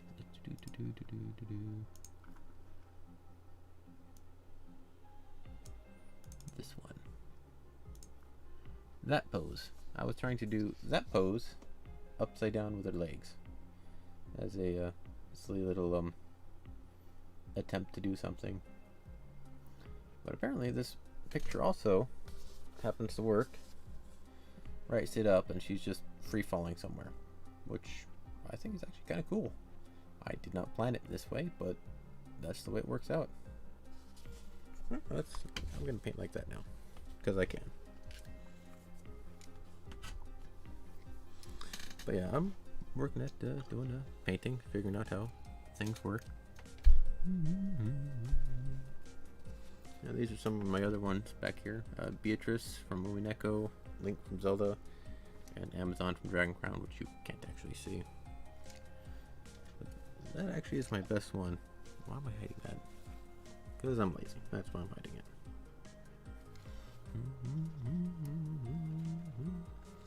But yeah, it's I had a viewer who gave a generous donation, and I asked them if they wanted me to. There was anything they wanted me to paint. They said like Phoenix Wright or Sailor Moon. And since I was I actually am unfamiliar with Sailor Moon. I know who she is, and she was a famous anime character in that regard, but I've never watched the show. I don't know the lore behind anything. So it was kind of interesting going into new territory, something unfamiliar. Not entirely so, but just something I've not done before. Alright, so let's clean up this hair here.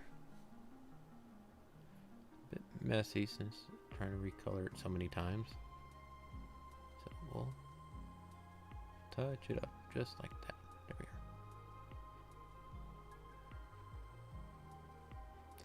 I had asked to make sure that the pose wasn't some specific meaning, or like I'd get something wrong. Like, oh no, she only uses that pose when she's fighting demons, or she only does that when she's ready to do kung fu, or some weird thing that I didn't know about. Like I said, didn't watch it, so I didn't know, but I wanted to make sure I wasn't offending anybody by doing something silly. It's always educational to go down new territory. Indeed. And that's how you push yourself. That's how you honestly improve. Because if you only do the same thing day in, day out, that's all you'll ever know how to do. Once you enter new territory and new lines of thought, you have to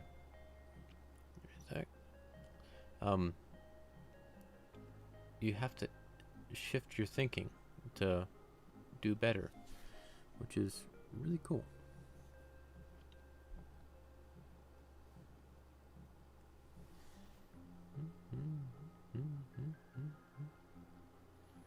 And yeah, it's that shift in thinking, that forcing yourself to adopt a new way of doing things, that actually is the most sure sign of improvement. Right, come on. Just almost there, but still almost out of paint.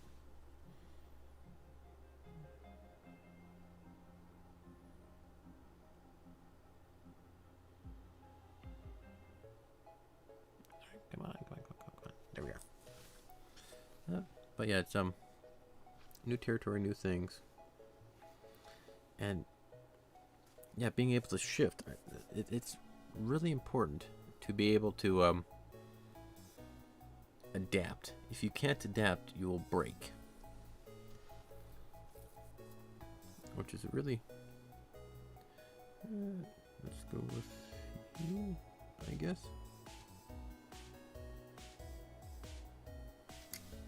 Give me a sec. Okay, yeah, there's some like Chinese proverb, a bit bigger, or something out there that talks about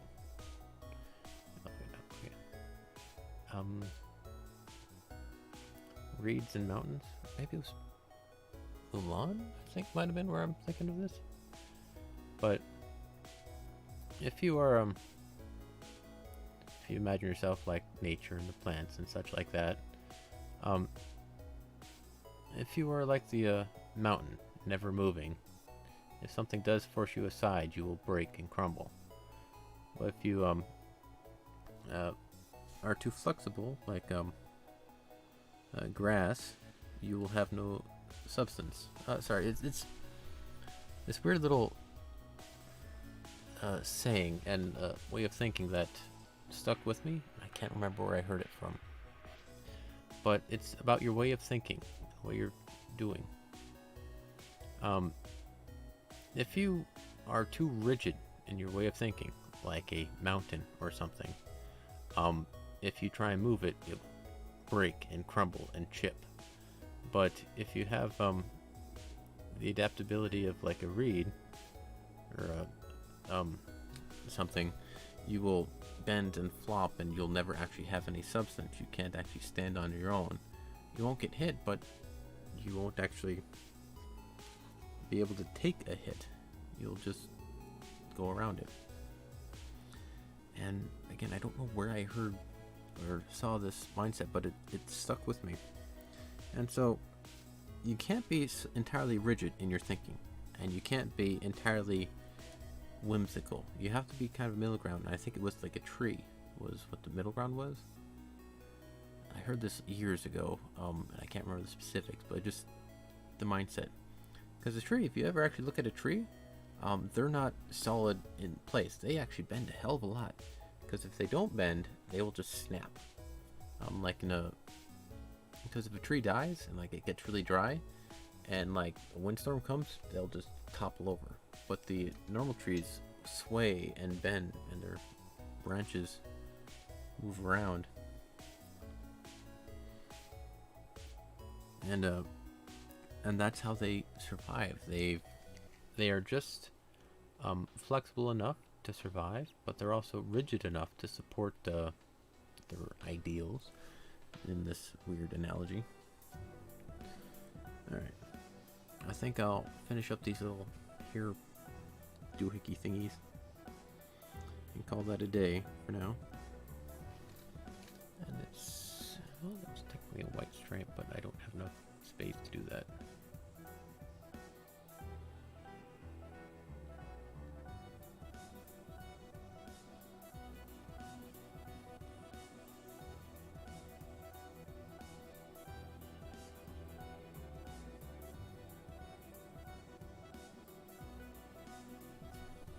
Yeah, I like trying to take that frame of mind for any type of thinking.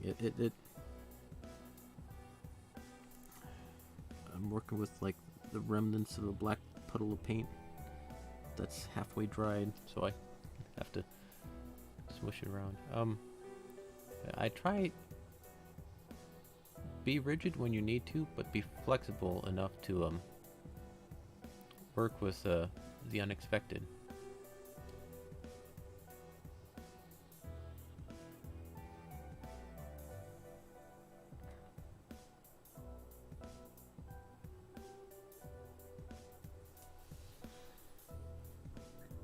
Alright.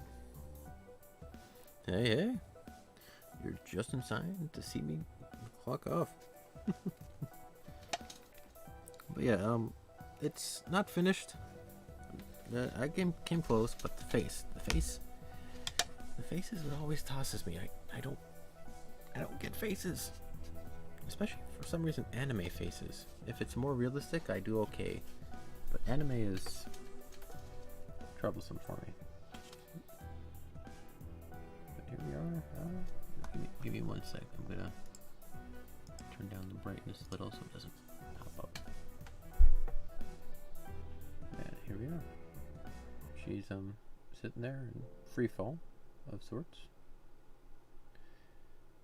working out on the lighting.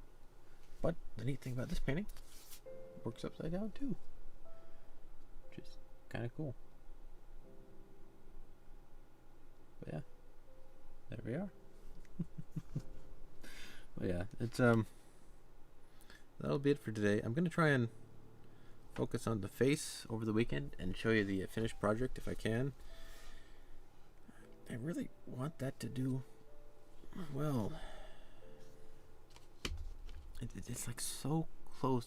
I think I'm like going through the uncanny valley stage of artwork, or the art skill level. It's like I know enough to make something close, but not enough to get it accurate. But anyway, well, thank you guys for the popping in for at least a little bit and sitting around for the chats. And thanks for the pointer on the butt. It's I think I gotta touch up. Well, I could touch up there. I always see the mistakes and stuff I'm doing on this stuff, but I'll get through it. I'll figure it out.